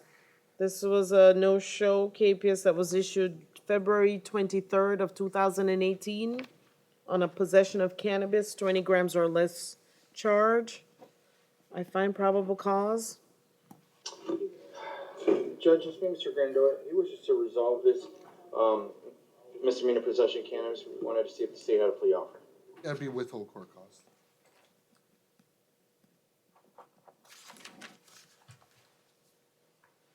Judge, he wishes to accept the state's offer. All right, sir, please raise your right hand. Do you swear or affirm to tell the truth? I swear. Okay, you can put your hand down, and do you understand everything that has been discussed with you today? Yes, ma'am. Is anyone forcing you to resolve your case? No, ma'am. Are you under the influence of drugs or alcohol? No, ma'am. Do you need any more time to speak with your attorney? No, ma'am. You understand that you have the right to go to trial, but by taking a plea today, you are giving up that right? Yes, ma'am. Have you ever been treated for mental or emotional illness? No. And do you understand, sir, that if you are not a U.S. citizen, that by taking a plea today, it could subject you to deportation or immigration changes? Yes. What plea do you wish to enter at this time, guilty or no contest? No contest. All right, I accept your no contest plea. I find that it's freely and voluntarily given, and your sentence, sir, is a withhold adjudication and court costs. Good luck. Jeff Sannon. He's approaching, Judge. Here, me. Morning, Order. Good morning, Mr. Sannon. You're before the court on a traffic KPS. And this KPS was issued October 17th of 2017. And your bond has been posted also. So I guess you need to take care of that suspended license, all right? Darwin Popple, Conti, Your Honor. okay? Good morning. Good morning, sir. How you doing? I'm well. You're before the court for it's an ad charge. This is now charge number 4, distributing or delivering cocaine. Okay, can I say something regarding that now? Don't discuss the facts of the case. I'm not discussing no facts. Okay. Okay, when I got arrested to the Viper unit on that day, they told me if I had anything on it, and I got arrested for saying a false name, and they added a robbery with a firearm, which that's the 2 charges that I have. I don't understand after 4th week, I have a distributing charge on this case. And where this come from? Why I didn't get charged in the first place? Well, this is because this incident occurred May 22nd of this year. This was a part of an undercover operation. So that's why that's the reason for the delay. Okay? All right, so how much other bond is Mr.? Mr. Popple has a no bond hold on count 1 and a no bond immigration hold on count 3. All right, so you have a $2,500 bond on this charge, sir. Okay? All right, thank you. Christopher Torres.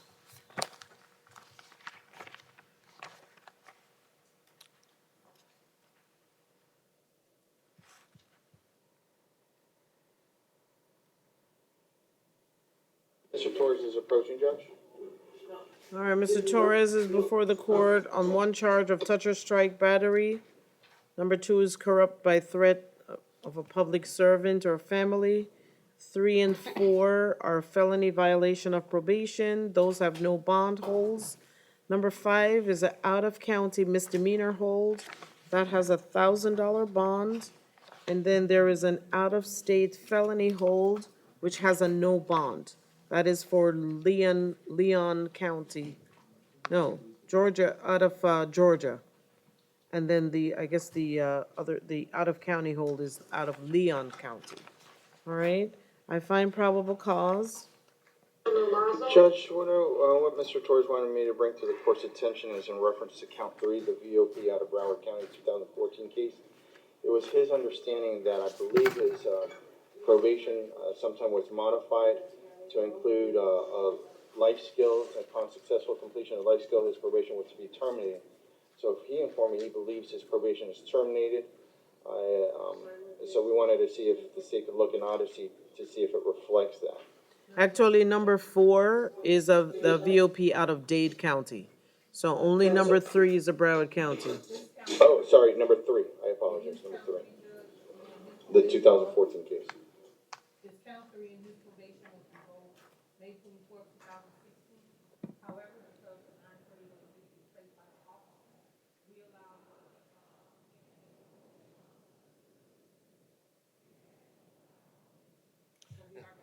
So that's a paperwork issue.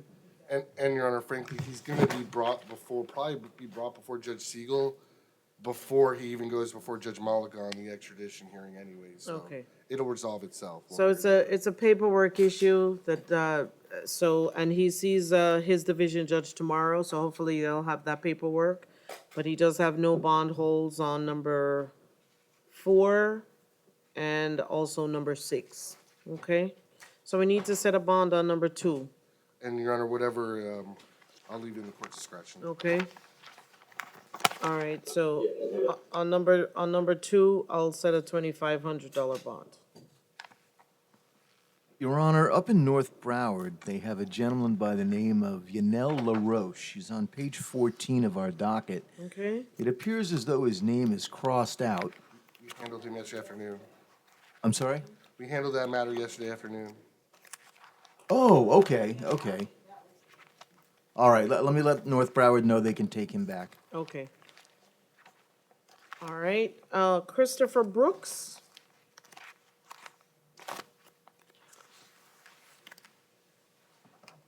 Yeah, I already passed it through. No, there's nothing to do on that.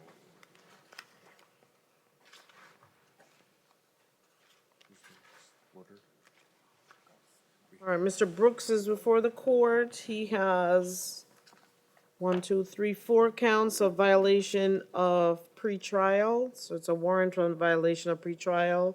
Those have no bond holds. Number 5 is a misdemeanor capias that has a $250 bond. Number 6 is a misdemeanor capias with a $500 bond. So I find probable cause. He will be before the division judge tomorrow at 9 a.m. And then he has to go before his division judge on the felony, no bond holds. Okay? William Woodward. Okay. It appears there might have been some scrivener's errors in the PC originally. Judge, Mr. Woodard is approaching. He informed us he has private counsel that he's retained on this case specifically, Mr. Alyan Perez. Can you do me a favor? Change phone. I can't. No? I've left a couple of messages from Mr. Perez this morning. I've not heard back from him. I don't know if Mr. Woodard anticipated him being here this morning or not. All right, Mr. Woodard, phone calls have been made to your attorney. We have not gotten a response. As of this time, it's after 10. So what do you want to do? Whatever you said, I couldn't hear you. It didn't come through. We have not gotten a response from your attorney. Right, he's out of the country. I'm here. I'll speak for myself this morning. Oh, so why didn't you tell them in the beginning that your attorney was out of the country? I did. I let him know. I forgot to tell her. Okay.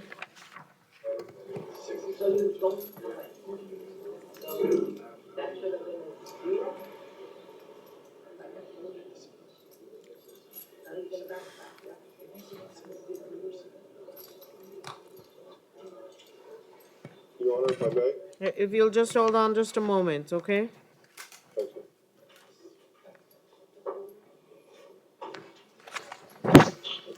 All right, so, sir, you're before the court this morning for one charge of aggravated assault with a deadly weapon without intent to kill.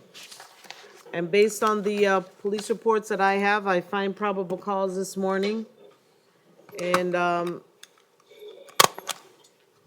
your attorney's not here, so I'll tell you not to talk about your case because today's not your trial.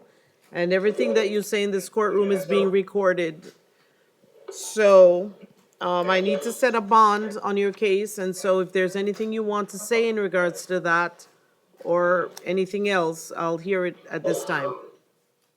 I've been 40 years in South Florida, 20 years business owner. I'm an expert witness in my field. I'm a registered voter, and if you can take that in consideration before setting bond, I'd appreciate it. You're an expert witness in what field? In the plumbing. Okay, Your Honor, the state's going to be requesting a $10,000 bond and no victim contact. First of all, I would note this alleged incident occurred in 2017. As you can see from the capias that was issued, the state filed the information within a few months in 2017 of receiving the reports from law enforcement. Law enforcement just was never able to serve him and locate him to serve the warrant in that time. I would note, Your Honor, Mr. Woodard has an open felony in Dade County right now for carrying, he's in diversion for carrying concealed firearm and possession of a firearm or ammunition in violation of a domestic violence injunction. That injunction, just, you have to wait. that injunction was issued in 2016 in Dade County and is non-expiring in nature. Let me see. One moment, Your Honor.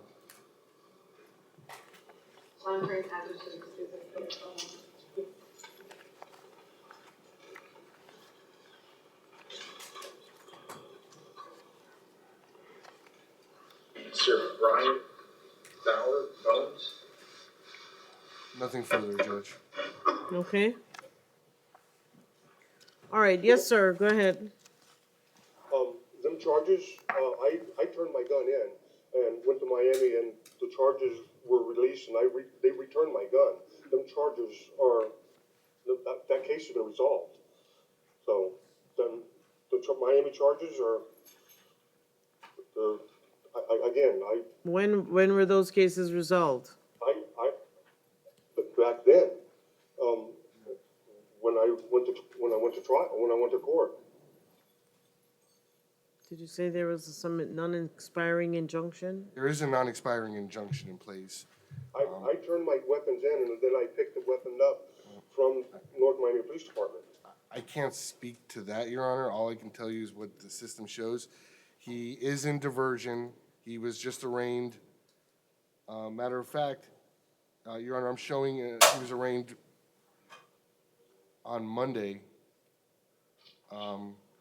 This past Monday? One moment, Judge. You guys okay over there? Oh, okay. Yes, that's what I'm showing. He was arraigned this Monday. If he's in diversion, I would imagine he has not completed diversion yet. While that may, if he completes diversion, the charges being dropped may eventually be the result, but it would appear that the charges are still pending at this time. All right. So, Mr. Woodard, did you go to court this past Monday on the case?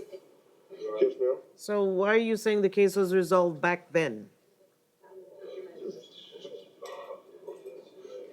All right, you have a $10,000 bond on this case and no victim contact.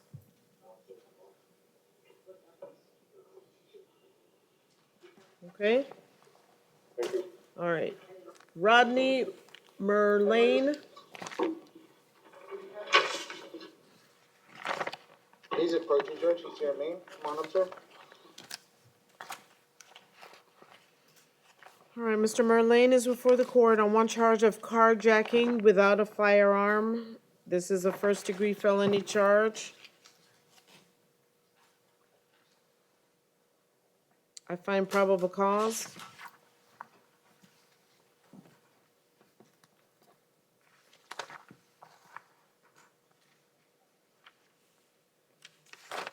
Judge, Judge and see Mr. Merlin. He's been residing in South Florida for the past 5 years. He's 26 years old. From what he advised me, he's currently looking for work. He's not employed at this time. He lives in Fort Lauderdale with his mother, in which they live in an apartment where they rent, they do not own. Judge, we're going to be asking, as you can see, the bond, which is in place right now, is $50,000. We're going to be asking for a bond reduction, Judge. Your Honor, would I be requesting, in addition to whatever bond the court deems appropriate, that Mr. Merlane be supervised by pretrial with a GPS? My concern being, based on the allegations in the case, there's reason to believe that Mr. Merlane knows where the victim lives, that this occurred at the victim's residence. And any history? Your Honor, I'm showing a pending possession of cannabis and paraphernalia at a Dade. He had a cannabis he pled out last year, 2015 vehicle title fraud, felony offense that was pled out. That's all I see, Judge.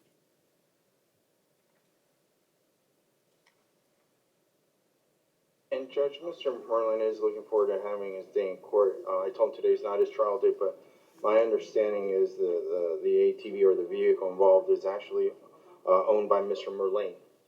So I told him today is not that day, and eventually he did apply for a public defender.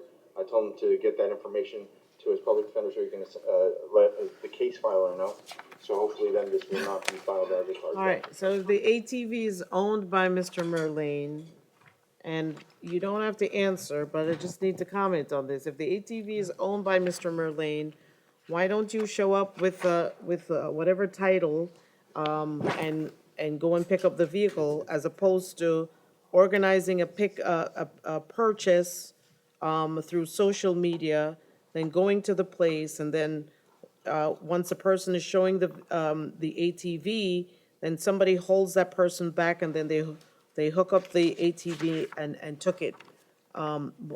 You know, it doesn't make any sense.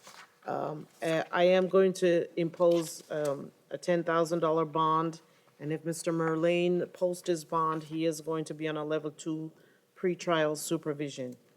If you own something, you take the law enforcement, if somebody took it, with your title and show them, and you get it.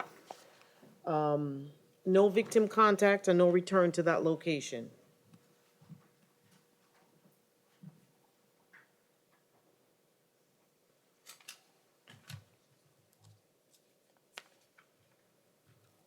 All right, Andrew Suarez. I'm advised he refused, Your Honor. All right, we'll reset Mr. Suarez. James Miller.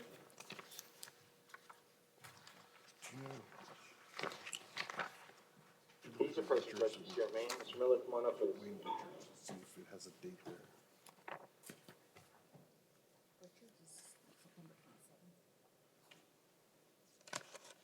All right, Mr. Miller is before the court for a petty theft charge, and I find probable cause. Judge, Mr. Miller is financially indigent. He's homeless. He gets disability, 65 years old. There's no one that he can contact to help post a monetary bond. He's asking if the court would consider releasing him pre-trial release on this nonviolent offense.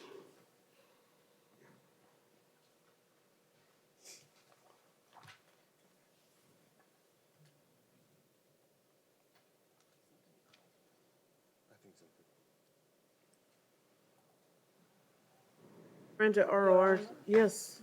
Mr. Miller is currently on pretrial supervision in case number 19002976 CF10A felony petty theft. At this time, we're requesting a revocation of his supervision. When was Mr. Miller placed on pretrial? On April 17, 2019 in division In his division? by Judge Coleman.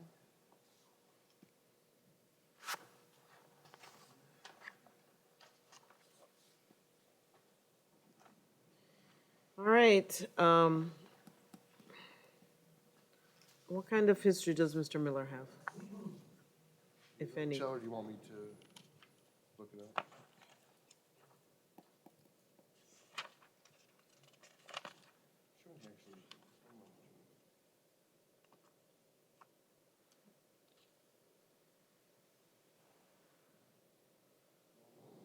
history, Your Honor. I do see he's got a 2017 warrant out of Lexington, Lexington, South Carolina. and that's for violation of a court order. We're getting hits out of Georgia and South Carolina. So he's got a theft he pled out this year in Broward. Another theft he pled out in Broward this year. This open case. 2018 conviction for grand theft in the third, 3,000, grand theft, $300 less than 5,000. Right, I won't take any action on the pretrial. I find probable cause on this new arrest. He has a $500 bond and no return to Walmart. Derek Key, Mr. Key, come on up, please. He's approaching, Judge. yes, 500. Derek Key, Yes, ma'am. Mr. Key is before the court on one charge of burglary, unoccupied structure, unarmed.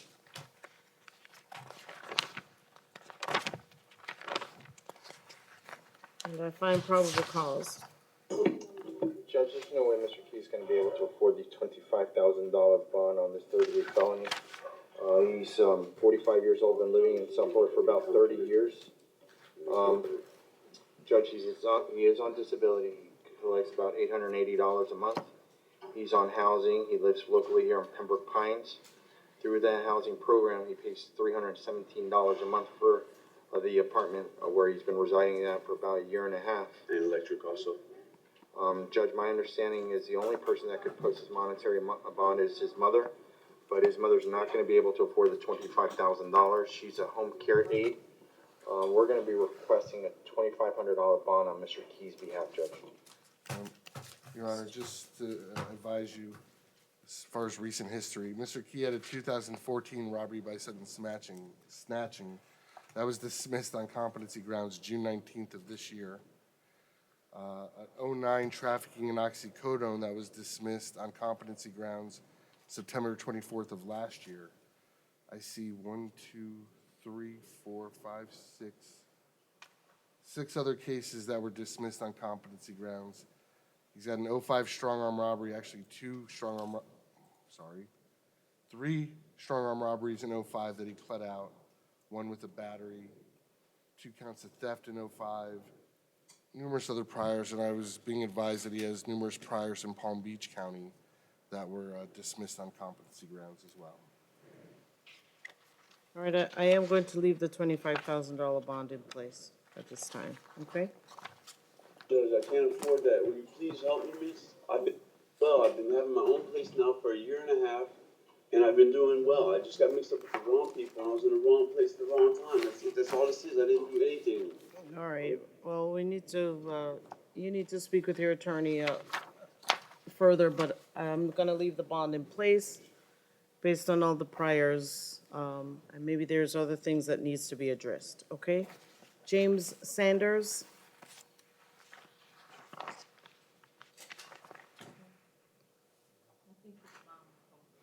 Mr. Sanders' bond was posted? James Sanders, bonded, Judge. All right.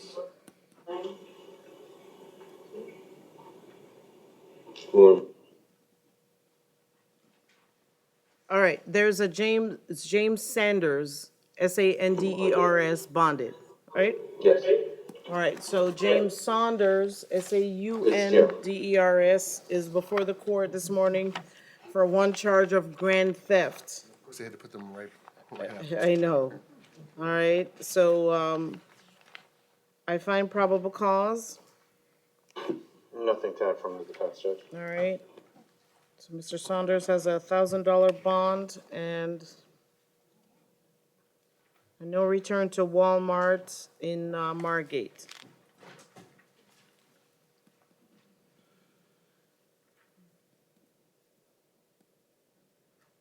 And then Harry Hunter. He's approaching, Judge. You want me? Mr. Hunter, come on up, please.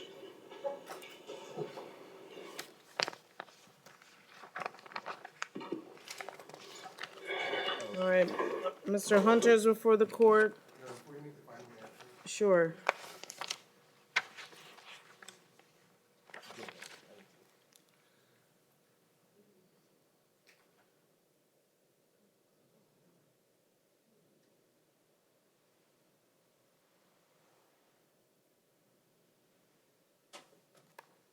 Your Honor, admittedly, a probable cause affidavit did not mention prior conviction. So I've shown this to Mr. Reedy. I printed out his disposition that was signed by his judge in a 2015 felony theft. Because he was adjudicated on that, I believe that would satisfy that he has the underlying previous thefts. All right, so Mr. Hunter is before the court. This is a felony petty theft. It's a third-degree felony.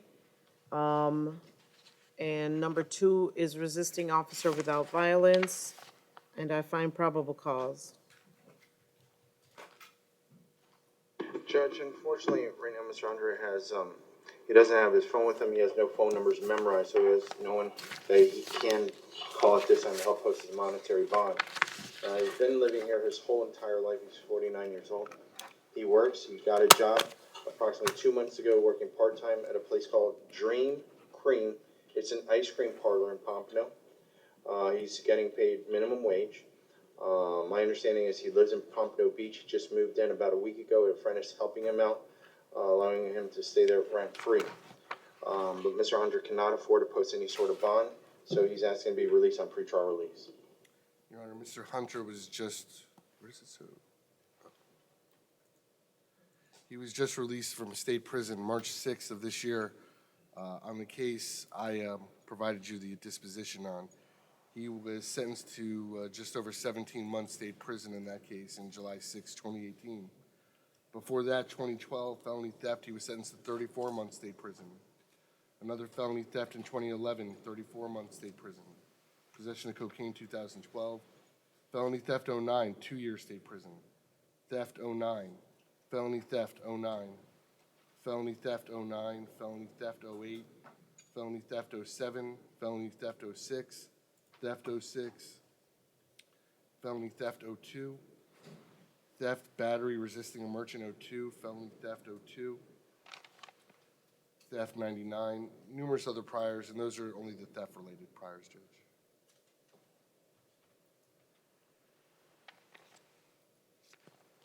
Mr. Hunter, you have a $750 bond that I'm going to leave in place. And no return to Walmart in Margate. Steve Noel? Mr. Noel, come on up, please.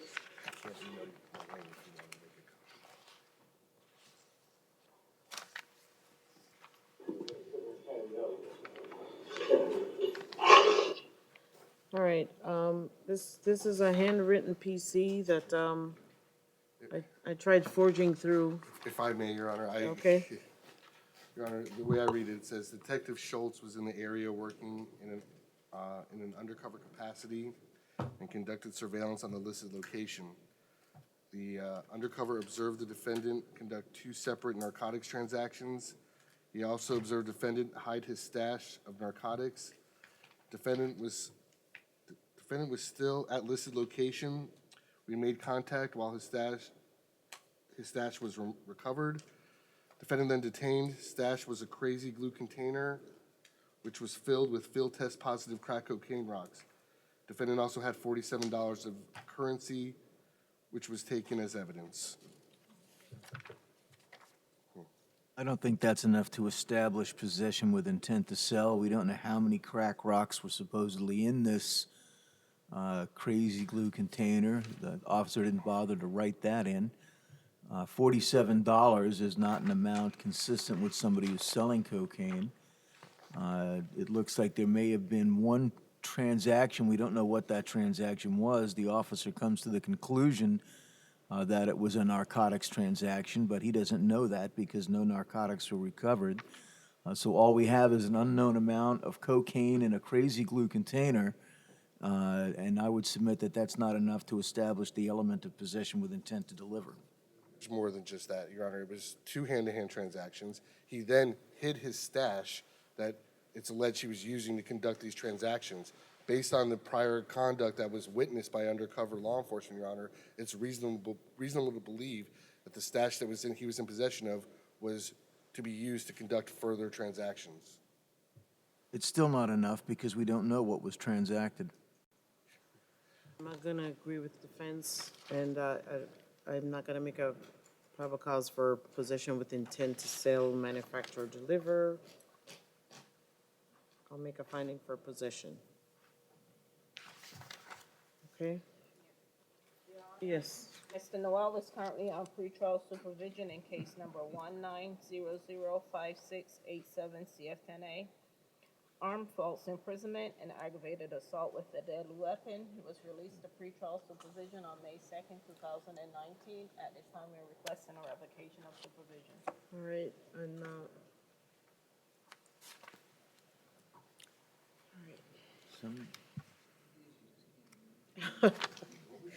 all right, so as to case number 19005687 CF10A, I'm gonna grant pretrial's request to revoke pretrial supervision.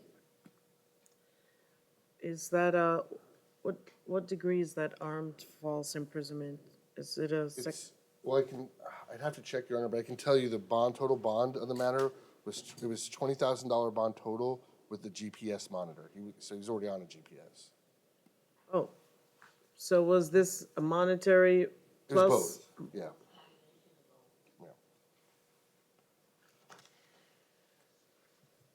All right, well, then I am going to reimpose the same conditions, $20,000 bond. Well, I'm gonna remove the pretrial portion.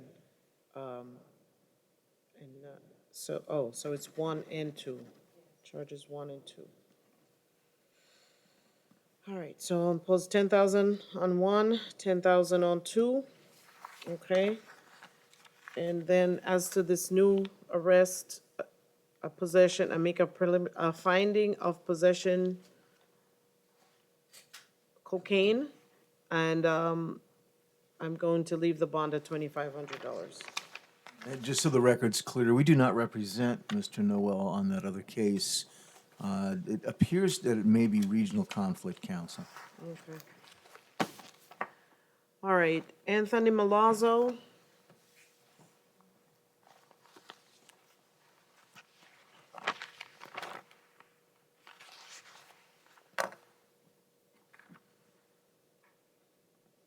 Come on up, sir. Mr. Milazzo?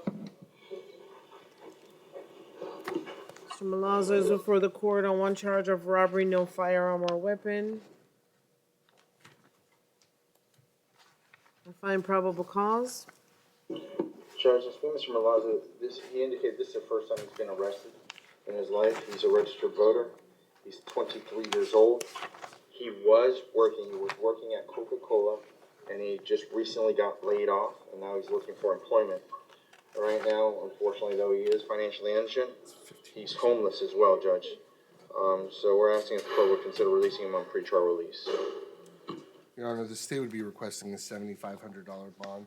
There's evidence that he was planning this robbery, as he mentioned to at least one other individual, that he was going to commit a robbery at this location that, according to the report, he was consistently loitering at, to the point that he committed multiple thefts previously at this same 7-Eleven.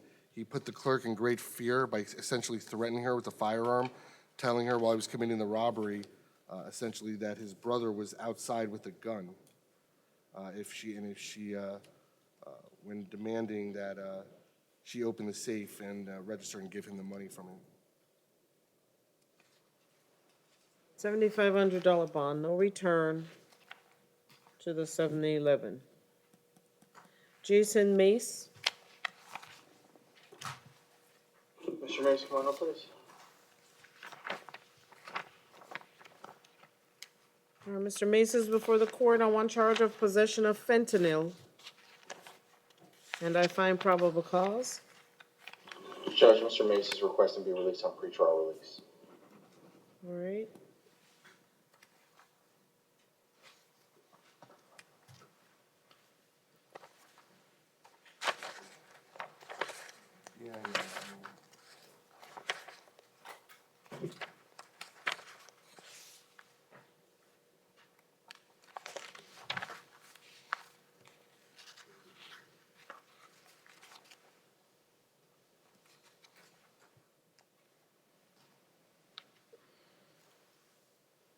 Honor, Mr. Mace has multiple priors. Really what my biggest concern is, his last arrest, June 3rd of last year, he was arrested on drug charges, but he was already out on a felony case when he was arrested at that time. He was taken into custody on a court order. My concern being just a previous violation of pretrial release conditions. If the court is inclined to place him on pretrial, I would ask that the court impose random drug testing.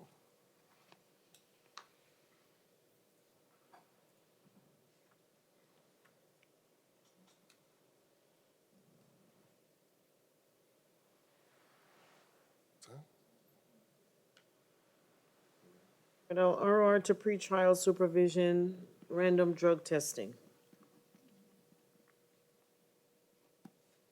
Mr. Mace, you need to report to the pretrial office. If you don't report, a warrant will be issued for your arrest. Do you understand that, sir? Yes. And then also you'll be subjected to random drug testing. Do you understand that as well? Yes. Okay. All right, Jason McLaughlin. All right, Mr. McLaughlin, so removed and no reset. Lester King. He's approaching Judge. He's here at Maine. Come on up, sir. Mr. King is before the court on one charge of possession of cocaine. Number 2 is possession of fentanyl. Number 3 is driving while license suspended, third or subsequent offense. And I find probable cause. Judge, nothing to add from the defense. I'm going to be contacting Mr. King's friend to post his monetary bond. Okay, he has $3,000 bond. And then Brian Bowens. Good luck, sir. Mr. Bowens, come on up, please.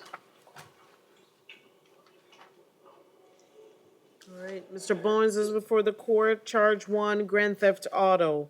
Number 2, possession of weapon or ammo by a convicted Florida felon.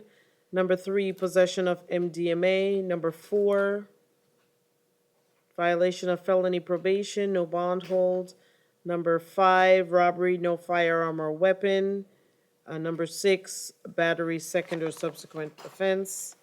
And I find probable cause.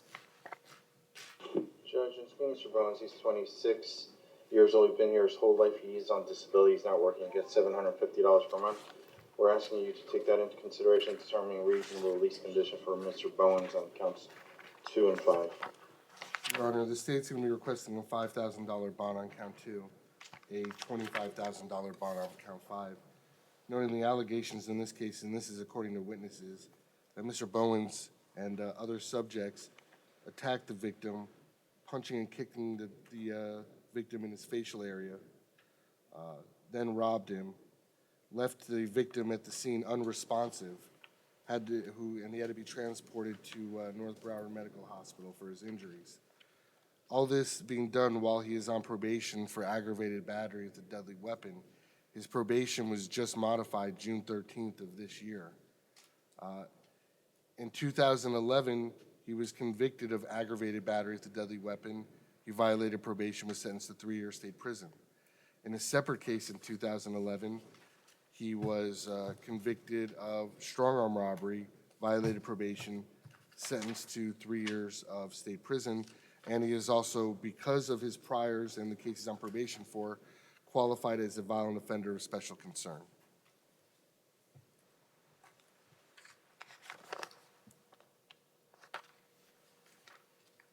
All right, I am going to impose a $10,000 bond on 2. A $25,000 bond on 5. And the other standard bonds are in place. He does have court before his division judge on the VOP matters tomorrow at 8:30. Good luck. Okay. Mauricio Ortega. Judge, come on up, sir. This guy gets passed over. Yeah, I know. Mr. Ortega, you're before the court on an immigration hold.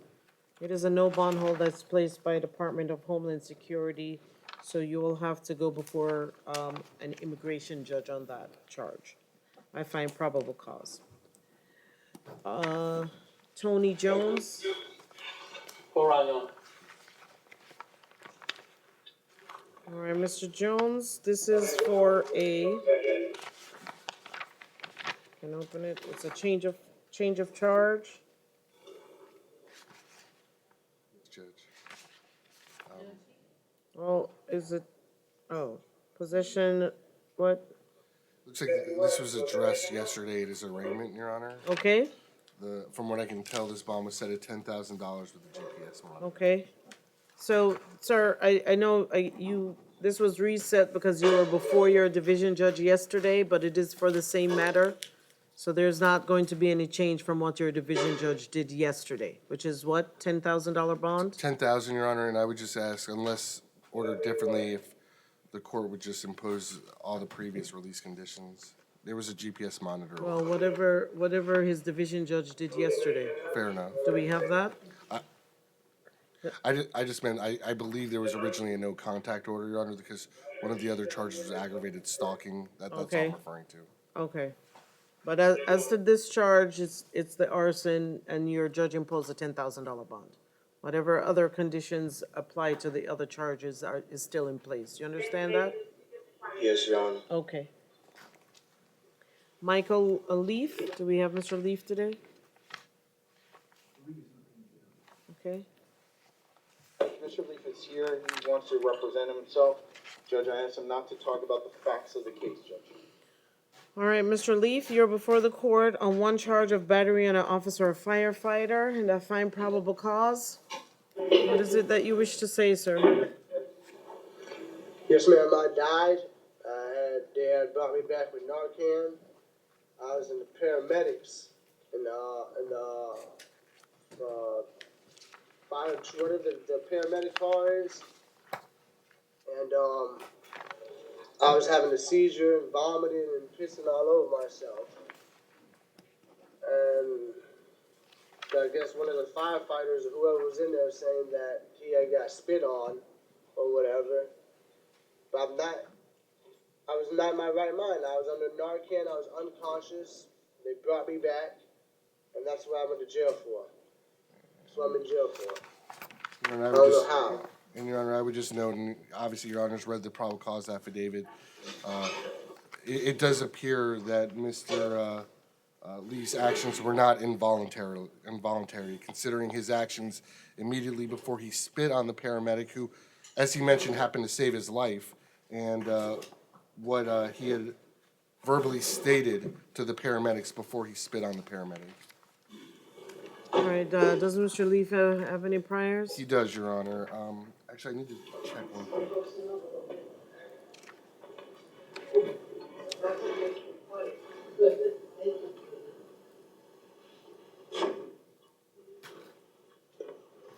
Man, I'm a heavy smoker of marijuana, cocaine, and I was coughing the whole time while they Narcan me. I'm coughing and getting all this phlegm out of me. I'm coughing just majorly, just spitting, puking, everything in the paramedics. Your Honor, Mr. Leaf was before you in mid-June for resisting without violence, trespass, and failure to obey a police officer. You pled his case out to adjudication 5 days in county jail. 2018 battery, 2018 possession of cocaine, 2010 burglary of a dwelling, 9-year state prison. 07 possession of oxycodone with a VOP, 5-year state prison. It's all 10 years old. He's got multiple priors also for burglary of a dwelling. Yes, over 15 years ago. All right, Mr. Leaf, I'm going to impose a $2,500 bond on this charge at this time, okay? I'm not gonna be able to bond out. All right, well, that's a bond. I can't get auto. No, sir. No. Halfway house. No, I can't send you to a halfway house. Hugo Blanco.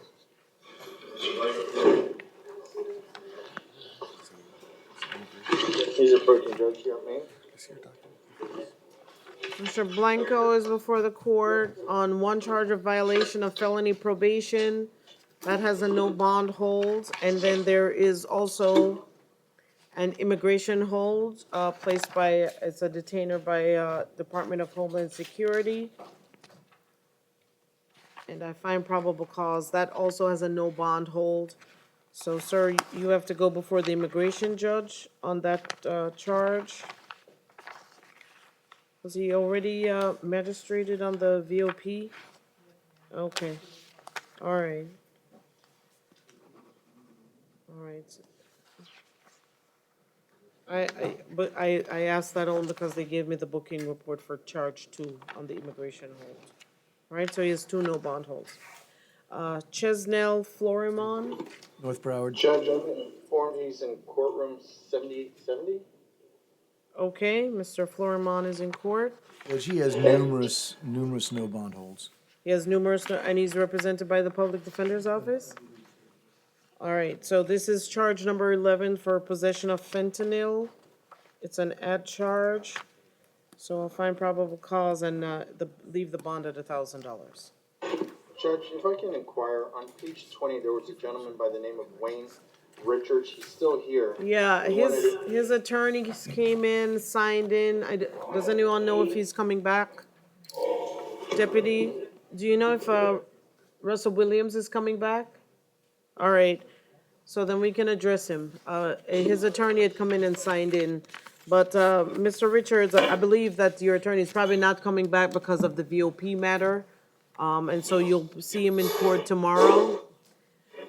So, Okay. charge 1, no? I'm sorry, who's it, Your Honor? This is Wayne Richards? Just to let him know, Mr. Williams was here. Yes. And I spoke to Mr. Williams. And Mr. Williams, Mr. Andrews is aware of what's going on. He'll be in court tomorrow morning with you.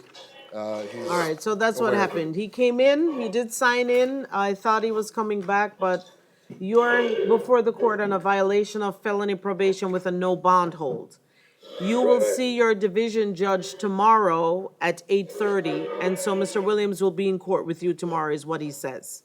So that they might post a bond, or what are my options? No, at this point in time, there's nothing that the first appearance judge can do about the violation of probation, no bond hold, which is why. What is the violation besides just the word violation? What is the actual matter? Well, Just so I know, I don't have the papers. well, you'll discuss that with your attorney tomorrow, Can okay? you just briefly tell me how I violated? Sir, besides tomorrow, the- okay. tomorrow your attorney will tell you, okay? Okay. All right. All right, Shawab Qazi?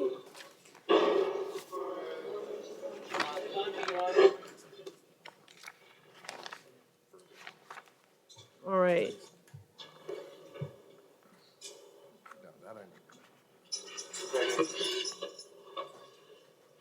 All right, good morning, sir. You have a change of charge.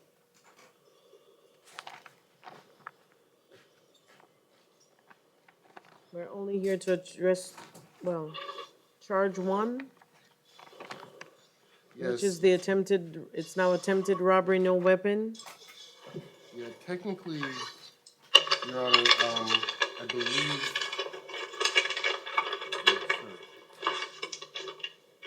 Count 2 was also upfiled, but it has $1,000 bond, standard bond set. I'm fine with that. Okay. It originally was an ROR. There was no bond attached. On which one? It was originally he was arrested for strong arm robbery and misdemeanor battery. Okay. Bond on the strong arm robbery was set at $3,500. I'm just gonna ask that 3,500? 3,500. Okay. I'm asking that bond be kept in place, Judge. Your Honor, can I speak? Sure. I've been here almost 29 days, and they did not file these charges for almost 29 days. The touch and strike battery. Now, officer, I didn't see a judge or nothing. They give me $1,000 bond on this one. Yesterday, I found out last night. And robbery, no firearm to change to no weapon. This was $3,500 bond. It's changed it. But I asked for auto war. I'm homeless. I lost a lot of stuff. And I don't have nobody out there to pay for it. In 20 years, I did not miss one court date. And that's all I ask for from you today, the Judge Morsi. Your Honor, I can advise the court, if you'd like, I could print you a copy of the PC, but it's clear in its face, based on the allegations, that it was an attempt. The I allegations, never miss a court there, Your All Honor. right, Never miss a court date. Okay, sir, you please stop talking for a moment.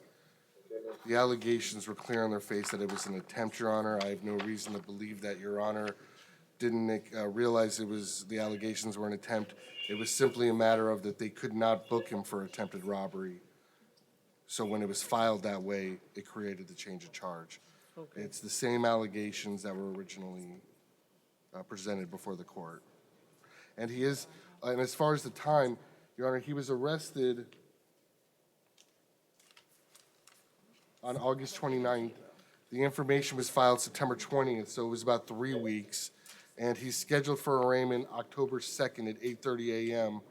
before Judge Bailey. All right, so the information is filed, sir. There's not a matter of that you're in custody and the information has not been filed. So I am going to leave the bond at $3,500 on one and $1,000 on two. And if there needs to be a bond hearing before your division judge, you can speak to your attorneys about that, okay? Yes, Judge. The Office of the Public Defender withdrew on September 18th. Oh, okay. All right, Pierre Jerome, Conti, Your Honor, he's in courtroom 4750. all right. So Mr. Jerome is in court. We have to reset Mr. Jerome. All right, everyone. Thank you. And I'll see everyone this afternoon at 1 p.m.